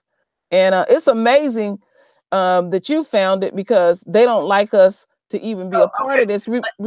Remember when the Iraq war started? I had seen something on TV, and these people were calling themselves contract merchants, like you were talking about, and they were having these secret meetings at hotels and different places. And this white lady was so arrogant. She was going to go down there, and it happened. She was going to be the one distributing food to the military. And they said, "Well, aren't you afraid to go down there? You know, they you know, you're in a war zone." "Oh, I don't have to worry about it. We have those $1,000 guards." You heard about those guards that were getting paid $1,000 a day? A lot of them guards, they got their butts killed out there and stuff. But what I was tripping off of is the arrogance of these people, how they're privy to get this stuff first, and just how it's just how they just get the whole way they just get down. And then they want to sit up and holler that they're being discriminated against, and all these different things like that. And see what's really going on is these contractors are having to come to terms with some things. The nepotism is real big in the world of construction. So you hire your buddy, you know he methed out of his damn brain. And I have literally seen it with my own eyes. A white boy get on some equipment and tore down a whole utility line, messed up a whole street. Now, they didn't fire him. They just sent him home for a few days without pay. Us, we get fired if we break a fingernail. We don't have to do much to get fired. But no, you know, let me just get something straight, because I'm reading what some of y'all are writing, and you're saying, oh, you need experience, you need this. No, you don't. No, you don't. Listen to me, y'all, because if you have that mindset, you're going to miss out on opportunity. All you need to do with you're a person with no experience, all you got to do is make sure you subcontract with somebody with a ton of experience. With a proven background. So you want to look at the background of the people that you subcontract to, because they're going to be ultimately doing the work. So they don't care whether you got the experience or not, but the people that you send, that's where they care. So and that's not on you. You're not going, if they screw it up or whatever, you fulfilled your end. You fulfilled your end getting a contractor down there.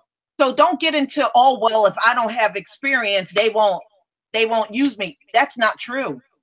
There are people with zero background, and I was researching this, zero background, that have landed multi-million-dollar contracts because they wrote in their proposal, I contract to ABC company, and they've done 50 jobs for the federal government.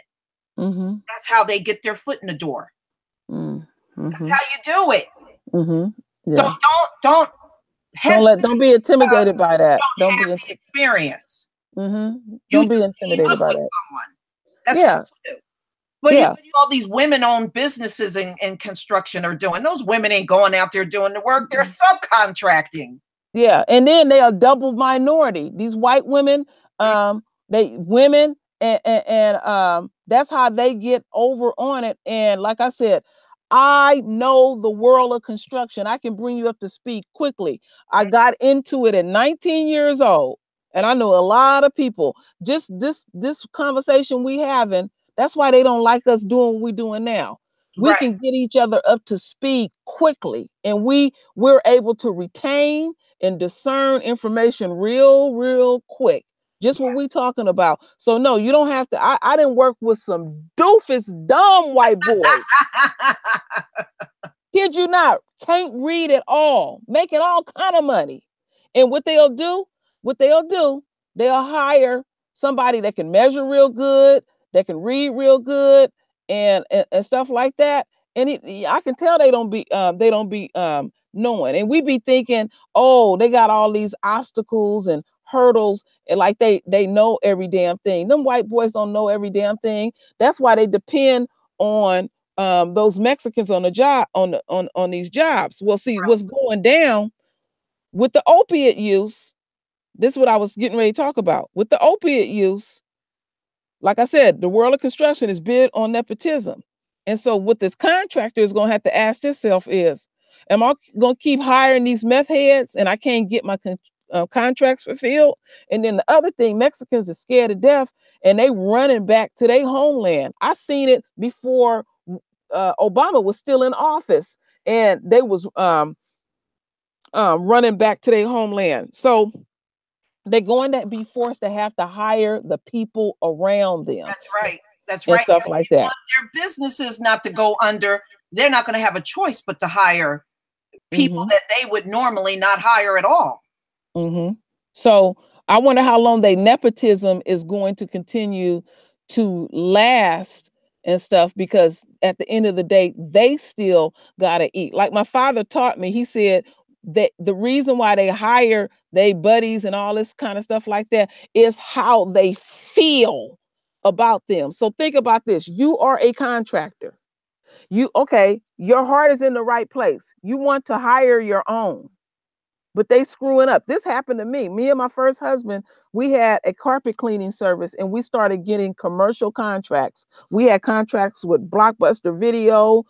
We had it with before they closed out, Good Guys and a bunch of people. And then we also got one contract where we did the final phase cleanup, where they had built these mini condos in Oakland. I kid you not. The job that we got where we had to do the final phase, we hired 6 Black people. And construction, you got to get your butt to work early. So we wanted them there at 6 a.m. 6 a.m. Lisa, do you know none of them Negroes showed up to work? Get the hell out. And back then I was still working, because even though we had the company going, my ex-husband ran it, but we had the kids and somebody had to keep working for the benefits. You know, we're you know, because or eventually you pay into it. So I said, I'm gonna stay on my job and keep working, and I'll help the way I can. So he called me panicking. I'm at work. He said, nobody showed up. I told him, I said, check this out. Go to Home Depot in Oakland, and it's gonna be 100 Mexicans out there, and you can get 6 of them real quick. And that's what he had to end up doing, or we would have lost that damn contract. And so we ended up hiring one sister, and there was other contractors out there, and the head contractor. And one day my ex-husband went to go check on another job. She asked the contractor, because she used their phone in the office. He shouldn't have never said yeah. She was just wearing the shit out. So one day my ex-husband caught her doing it, and he said, it's not good a look on the company. She out there screaming and hollering, F you nigga, blah, blah, blah, and all this stuff like that, a screaming match. And I was like, wow. It was really a painful thing, because y'all know I'm real big on, I'm just interested in us. And we had to break on down and hire some Mexicans. So what my point with this story is, these white folks are going to have to start making these decisions too. You know, do you feel so deeply for this white boy that's working for your company, you're going to keep hiring his sorry ass, and he's subject to tear up the job, burn up the job, get people killed, or you just going to hire people that are qualified? You're going to have to take your feelings out of it. And that was really a deep reality check, even for us. And stuff. It was a very, and we paid those people good. We paid them good, real good and stuff. We I mean, just to do the cleanup, we was paying them $15 an hour just to do cleanup. There you go. Didn't show up. None. Yeah. Yeah, those things happen. But yeah, so you know, that's what I want, you know, you all to know. Don't hesitate, even if you have no experience, because even FEMA, you know, they are looking for people that can get food and supplies to people. You know, I was looking at a contract when I first signed up. Someone got a FEMA contract to just get things like towels and blankets for the population in Puerto Rico, and it was a multi-million-dollar contract just to get. You don't even think of. Wow. That's all. You know, those are things you should be able to do, even in bulk. But and what is your, and Lisa? So what is your actual background? The skills that you have? Mine is strong in IT. Yeah, but you can still use that. You can still use that somewhere, being a contractor or well, a merchant. Put it that way. Yeah, you know, I was looking. They, you know, the federal government will hire you to buy their computers. I was looking at one. They were contract. They were looking for somebody to buy the federal government 500 computers. Wow. And the contract was $75,000. And you know damn well you can get 500 computers for well under $75,000. Oh yeah, yeah. It shows you how these white folks are able to steal. It's a world you step into, and you're like, wow, I didn't know they was operating with that type, you know, that type of money. Because the job that I worked on, they had it up at the that big contract, because on that bridge it was hundreds of people working. you could go get petty cash. All you had to do is just go to the secretary and say, I need some money for the blah, blah, blah. And then they have a job number, and you could go to these different companies to get supply. They just ask for the job number and charge them later. And a lot of white boys would be stealing all type of equipment and stuff like that. And that's why you be seeing them with all that. They don't be buying all of that. And then also what they do is they give them gas cards, and they have to go to these gas stations where you just put the code in. There's no attendant there or anything. Them guys was using them cards to fill up they with their own personal vehicles and everything. Yeah. And stuff. And so the government will spend tons of money. They spend it's insane amounts of money. Mm-hmm. They really do overspend on many of these projects. That's what they do. And see, this is what happens when you bid on these things.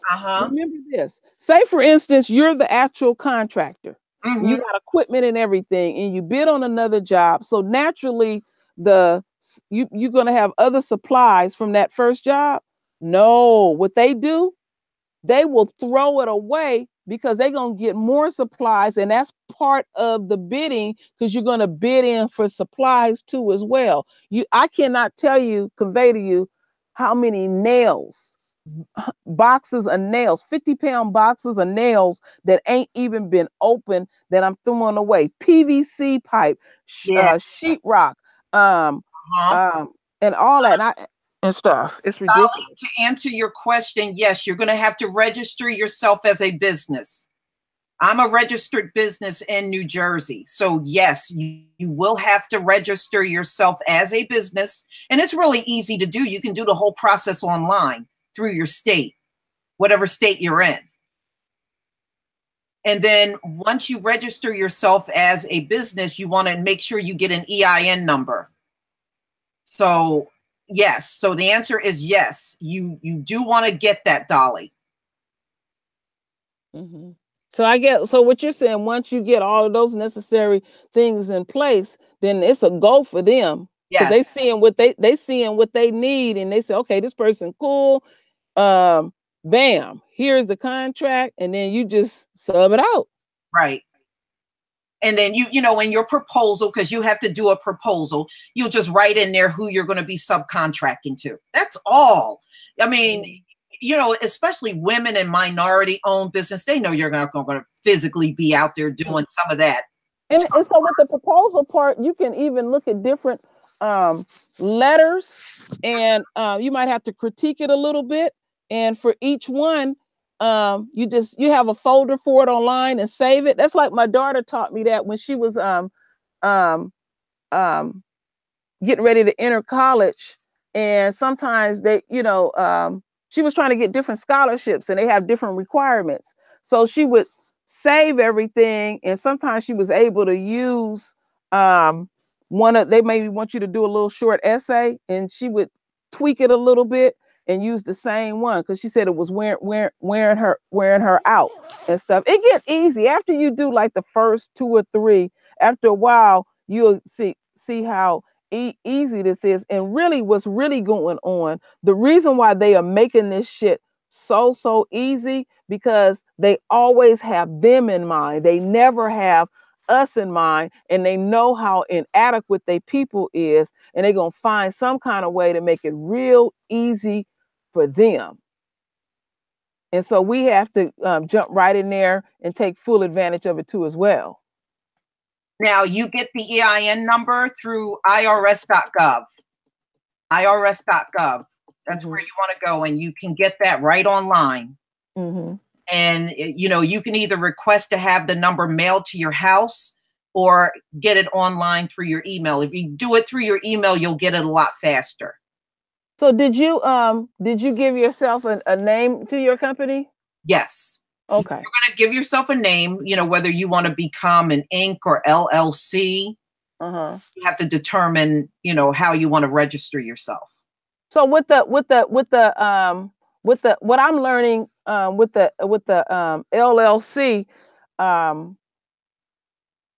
Well, we had a LLC Uh-huh. when we had the carpet cleaning service. It's all coming back now.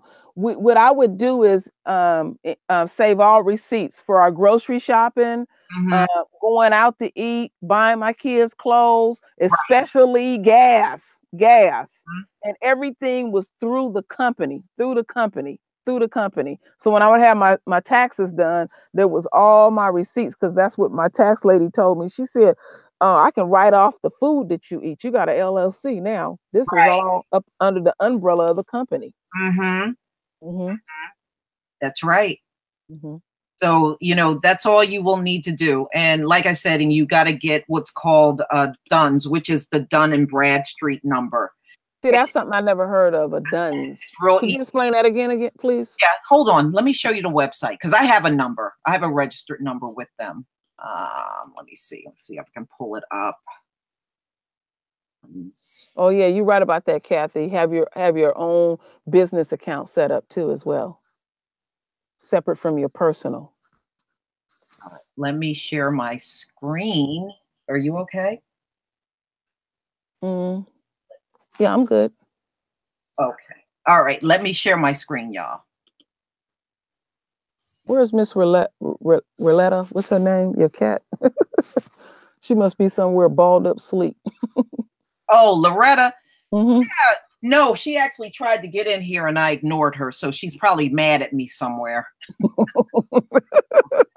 Don't be like my cat Shaka. Remember I did that live stream. Shaka took a dump in my office. Oh my goodness. I could have strangled that cat. All right. Mm-hmm. This is the website for Duns and Bradstreet. Now, what you may ask, why do you have to register with this? The reason why is because whenever a company, let's say they write an acknowledgement about the job you did for them, okay? Or they give like sort of like a testimonial of the job you did for them, they'll put it here. So when people pull up your Dun and Bradstreet number, they'll see, oh, well, she did this job over in California. Oh, so it's This like job it's like your resume, so to speak. right. So you Oh, sign up for this. The number is absolutely free. Get a Dun's number. It's free. You don't pay nothing out of pocket. You just sign up and get your number. See right here, get your free Duns. You fill this in, you register, and they issue you a number. so the Duns, once you get the Duns number, then you go back to the Sam's website and you put number in. During your registration process, you put your Duns number in there. So you put your Duns number in there. Then you also put an NI number. Yeah, that number. Mm-hmm. And do you also the name of your business and also what was that other one? That what type of business? It's a LLC? Yeah, you can put in your LLC or your Inc., whatever you call your business. Mm-hmm. And then you'll check off what it is. Like if it's a woman-owned business, you'll check it off. If it's minority business, you'll check it off. You'll see that works to your advantage. That really does. Uh-huh. Right. You'll see that when you go through the application process. So with the question I want to ask, so once you get the contract, it just automatically start putting your portfolio, so to speak, with Duns. You don't have to physically do anything. It's just going to be there. It's going to be there. Deep.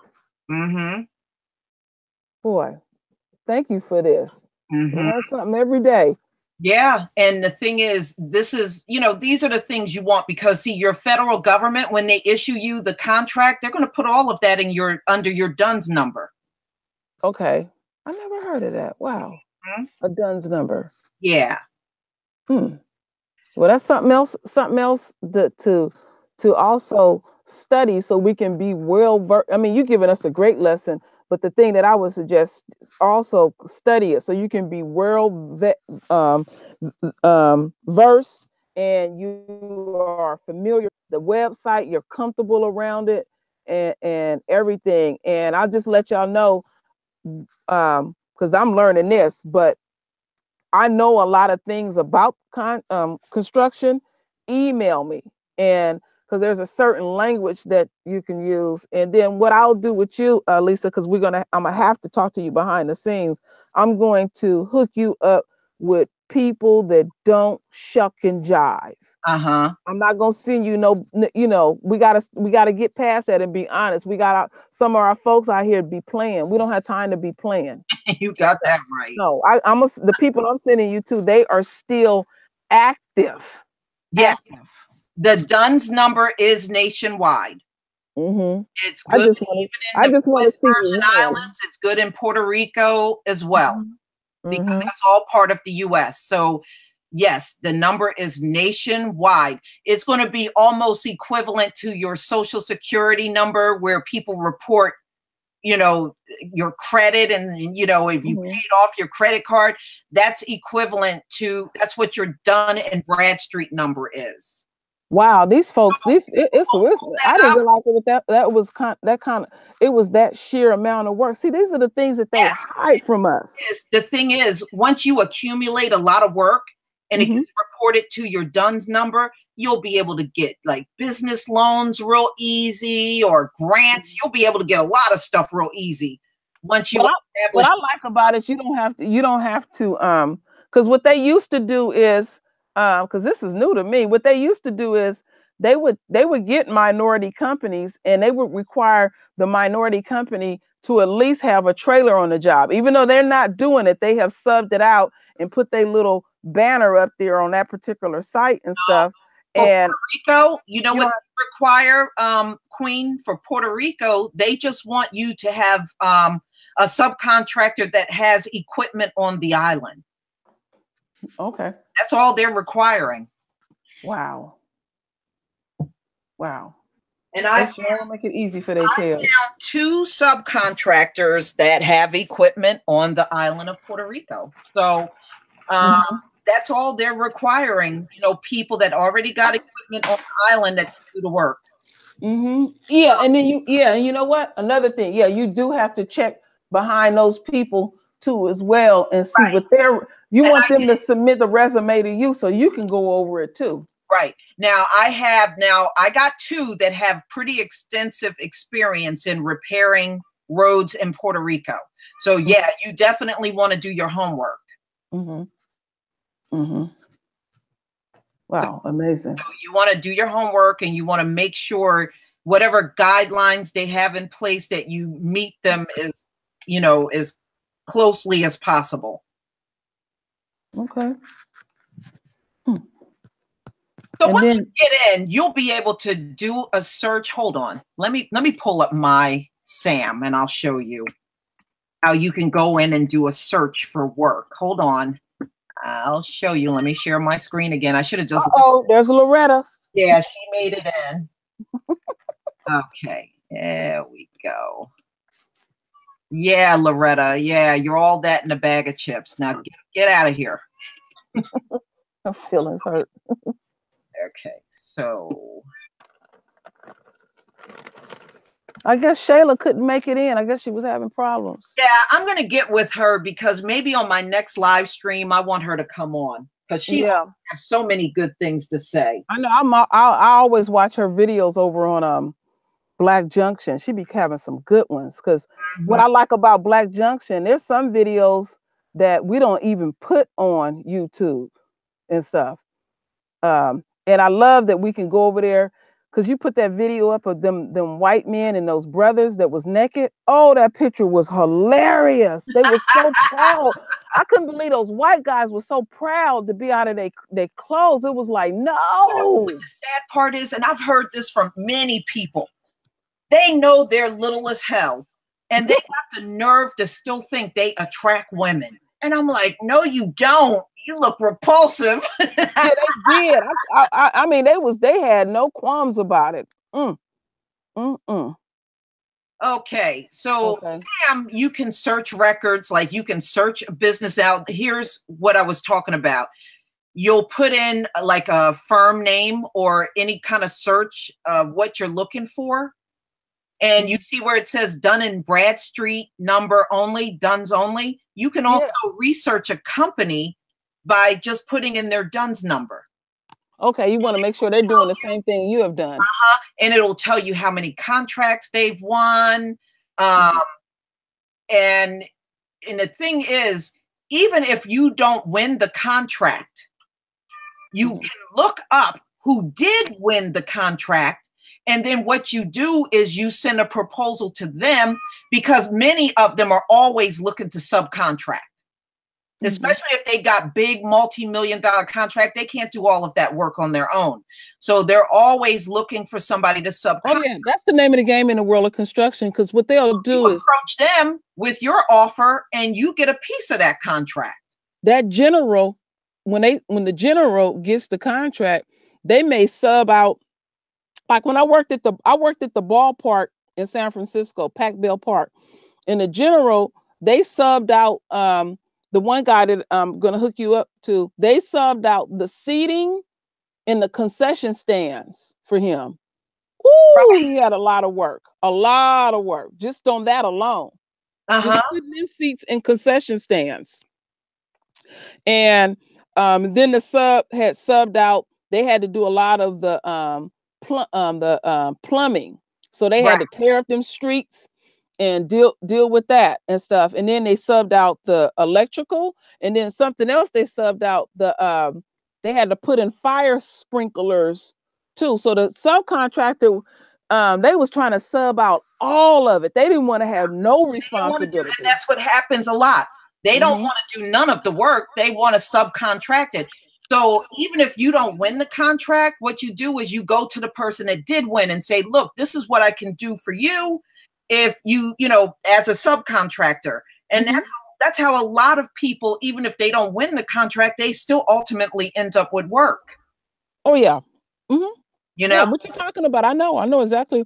Now, this is another one you want to sign up with. This one's called fedbizops.gov. Now, in order to be on this site, they do want you to be registered with SAM. Oh, okay. So once you register with SAM, then you can come over here and register with fedbizops.gov. If you don't have a SAM registration, they won't even let you have a contract. All right. Yeah. So I just want the family to know, when you are dealing with these companies and you may have some concern about them, go to ripoffreport.com. They'll let you know about if these businesses are corrupt. And another thing that I like, they have a breakdown. They'll let you know the scams that are being ran in the Black community, in the elderly community, in all races, in the churches, and all of that. Ripoffreport.com. I always believe in doing I do like what white folks do. I do a deep research. I'm gonna check your behind as much as I can. Don't go for no surface stuff. Don't go for no big talk. Like my father said, you want to see that stuff in writing. Don't go for that. Now, when you come here and once you have your SAM, now one thing about this site, you don't actually have to log in and to use it. Like if you don't feel like logging in and you just want to see what opportunities are here, you can just do a search. So let's say I just want to look in the state of California. I want to look at pre-solicitation. These are new contract deals that have just been posted. All right. So what does pre-solicitation mean? I don't know what that word means. These are new contracts. Okay. Okay. Contracts that have been posted. Okay. So then let's say I want construction. So then I'm going to type that in and it's going to show me search. And it's going to show me all of the construction jobs right now that the federal government has contracts for in the state of California. Wow. And look, it's like 5 pages. Woo! I'm looking at the dates on it. It's very current. Yeah. All right. So these are all the jobs in the state of California. And some of them will list what they are. They'll tell you it's a multi-million-dollar contract. Some of them don't tell you because they want you to ask for a certain amount in your proposal.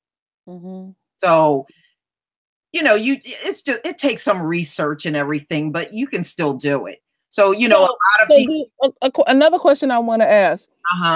Are you do you have to do the bidding? Yes. Okay, so then you don't have to bid is if you just want to, you see who won. It'll show you who won the contract, and you approach them and say, "Look, I want to be part of your a subcontractor for this job." Then you don't have to really bid. Okay. You don't have to bid at all. You're just going to wait for their response. Well, they'll say, "Yeah, well, send me this such and such in writing about how you are going to do this job and blah, blah, blah." And once you write that up, you know, they'll either give you part of the contract or, you know, they'll decide. But in most cases, they're so desperate to get people. It's easy to get the subcontract, even if you didn't win the actual award. Yeah. Well, what I'm going to do is, like I said, I'm gonna have you to talk to my godfather, because his specialty is he's an estimator and he's a bidder. And like I said, he's been in construction for over 50 years. Now look at this one. They just want HVAC replaced at the VA. Yeah. Healthcare Center, the VA. So this contract, it tells you right here, it's between $2 and $5 million. Now, do you know about and look what it's hazardous waste? Hazardous waste. Okay, just let me show you one more thing, and let me and then I'll get back to your question. No problem. They'll ask for your company name, your address, point of contact, so who they're going to call about, you know, if they decide to give you this award or not, who do they need to call, phone number, and DUNS. You see how they're specifically asking for that Dun and Bradstreet? DUNS keep popping up. Right there, right? And then at the bottom, they will show you right here, contracting office. You can either mail your proposal to them, or in some cases, they'll have like an email address. So you will email it to them. Oh, okay. Yeah. And they always have that at the very bottom, point of contact, Michael Banks. And all they want is a HVAC for a hospital building. Wow. For $2 to $5 million right here. Ooh, that's a lot of money. And you know, you can get that done for less than $5 million, even less than $2 million. Yeah. And then you can either go on a watch list for the opportunity. And here's the other good thing. Let me sign in. Accept. Another good thing is you can be on a watch list, and they'll show you all of the vendors that are watching this particular. Damn, those things are enormous. They can't get all those fulfilled.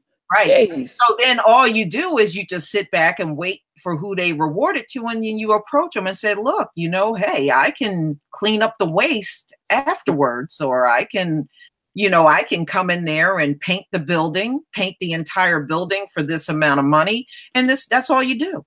They'll even show you who won the contract.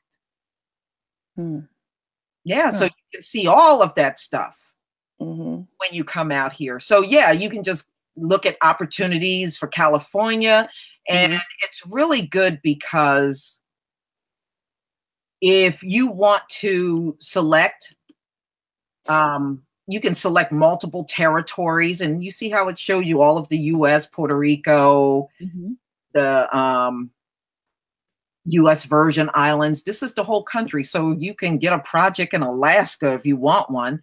You can get it anywhere, anywhere in the country. And, you know, there's a different site, like if you want to do a lot of international work, you know, and people told me those you really got to be careful with, because you're not going to physically be in a place like Saudi Arabia. You want to make sure you got people that really are going to do the work. Yeah, you can't reach out that far. You know, it's kind of hard to check on people, and you're in a whole different country. So the suggestion that I like to give the family is, It don't even have to be construction, just business in general. It can be some, look, you can do food for the prisons. You know, they have that for people in federal prison. They Get need out of here all the time. You can be a food supplier for the prisons, providing food. Yeah, look. My goodness. Show you. Let me see if I can pull that up. So while you're pulling that up, I just wanted to quickly say, any type of business that we get in, I strongly suggest folks to get a P.O. box and keep their personal address separate from their business. It really helps. I've had a P.O. box for years and I love it. And also what I love about having my P.O. box, it gives you a sense of privacy too as well. You don't, just something just to think about, to have your own, so you don't have your house address mixed into it. Do you know sometimes they look for janitorial services? So you now, I was looking at that when you were pulling that. I was reading the list and I seen that. I was shocked. Let me tell you what the federal government, they're looking for somebody to buy them paper bags.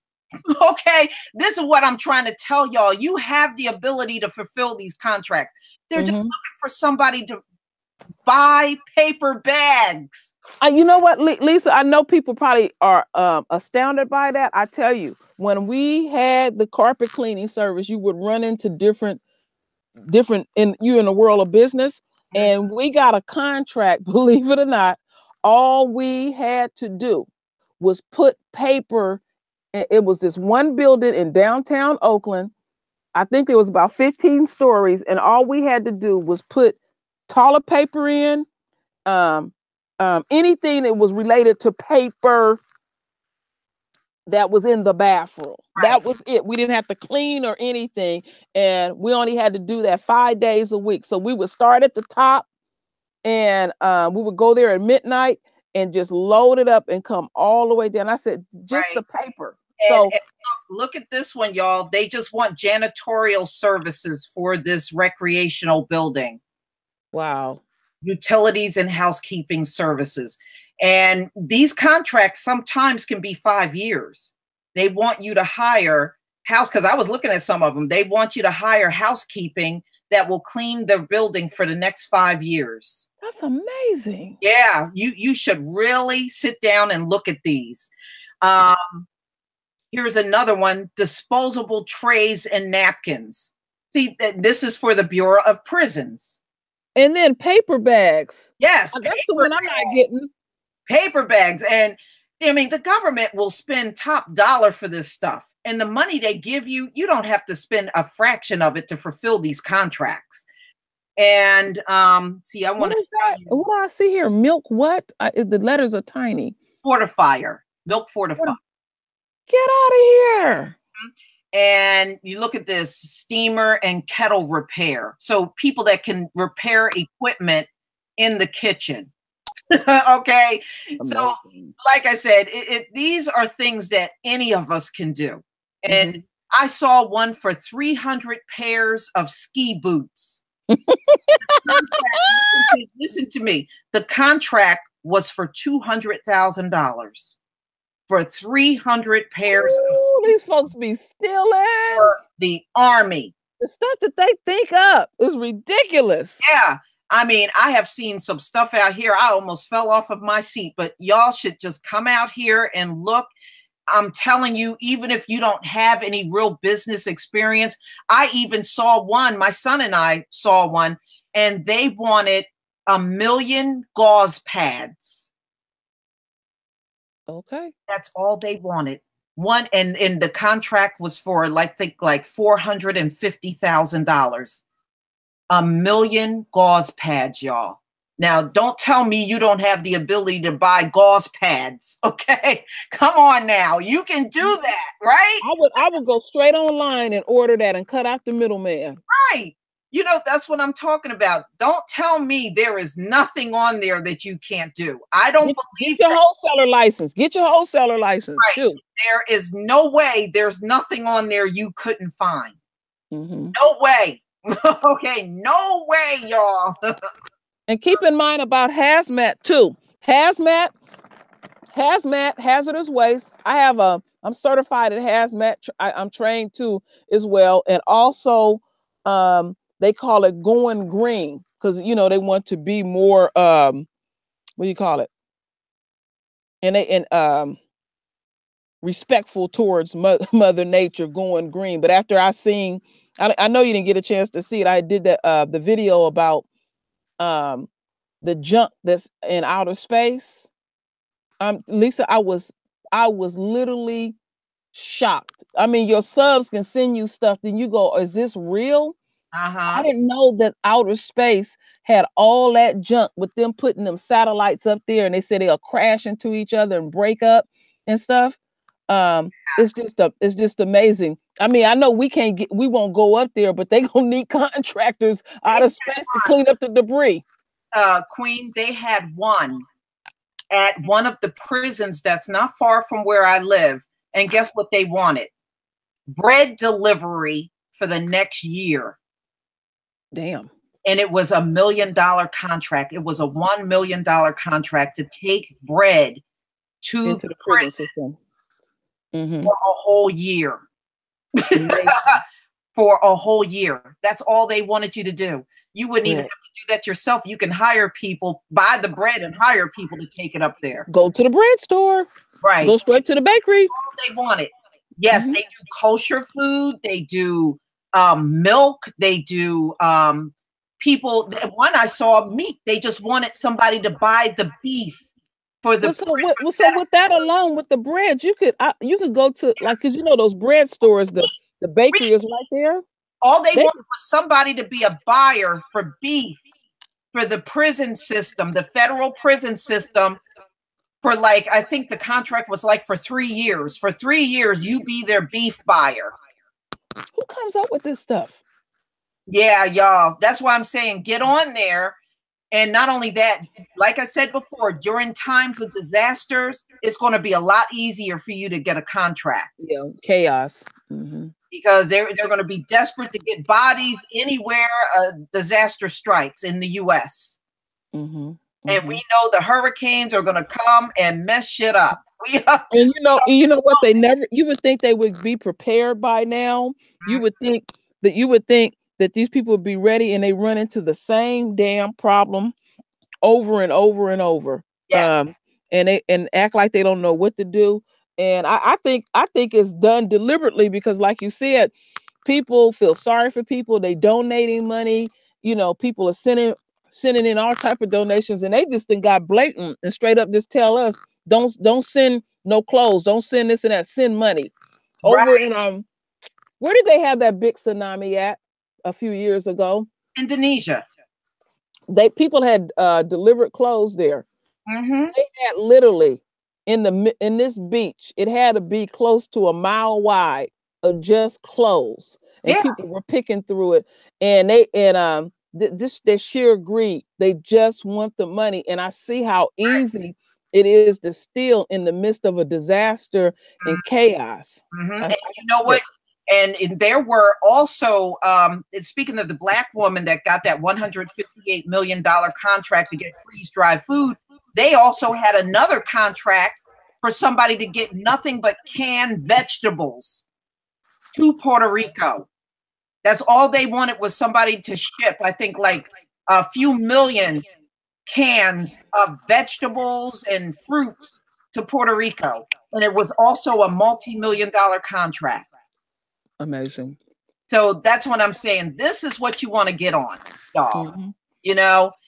And I also want to thank many of you that became patrons. You know, some of you did step up to the plate, and I do appreciate you having my back, because, you know, on YouTube, we don't know. It is not a stable environment for Black YouTubers. So if you support us, then we can keep it moving, and they can't disrupt us. Yeah, and we will survive this. You know, I know it's irritating, because I could hear the irritation in your voice when you said they got me and stuff. And I mean, like, you know, to Ren Rain, he had to find his unique way to get around the beast, and he's still able to get his voice out there. And what they really doing at the end of the day, they really doing us a favor and don't even realize it. It's like, okay, I've been procrastinating too much. Let me start purging myself off of this stuff and get over there and really support our our own. I'm gonna continue to use YouTube, but I'm gonna make those announcements like you make and go over there and really just give it to them, because I'm tired of holding back and stuff. I didn't got to the point I laugh at it because I'm like, ooh, these people are fragile. Yeah. Mm-hmm. They can't handle nothing. Mm-mm. But And I mean, it's been good. I'm gonna have to cut out okay. again, but I want you to come join me on my next hangout, and I'm gonna try to get Sister Shayla on here with us. Yeah. I hate that happened to Shayla. Yeah. And then we'll get even more into the process of signing up and what to expect. It's really not a hard process at all. I thank you. I'm learning a lot. I didn't know nothing about this. I'm excited. I'm just going to show you some of the things that I've done. Is that gonna be the Patreon hangout that you're talking about? No. Oh, okay. No, not for that. But we'll do another one, and we'll get even more into contracting and how to look for one that's good for you. And sometimes a few of them will require that you have a website, and I'll show you the cheap way you can get around that without spending a lot of money. Okay. It's real cheap, dirt cheap, dirt cheap. I'm always gonna stay a master student. I have so much to learn. Yeah. So we'll talk about this further. We'll definitely, because I see many of you are interested. So we'll, maybe we'll do a part 2 of this. Yeah. Appreciate it. Well, thank you, Queen, for allowing me on your Sure. I'm glad channel. It was a pleasure having you here. And it was a pleasure having everybody in the chat part here.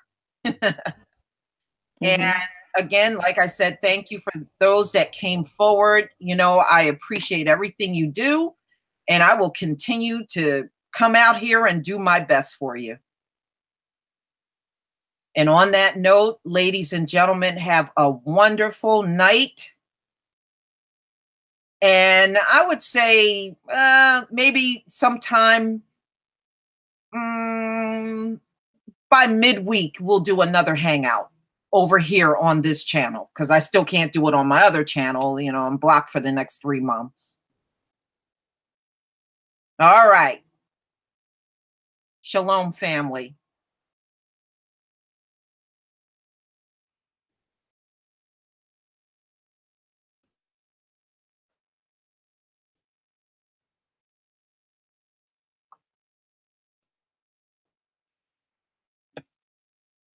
All right.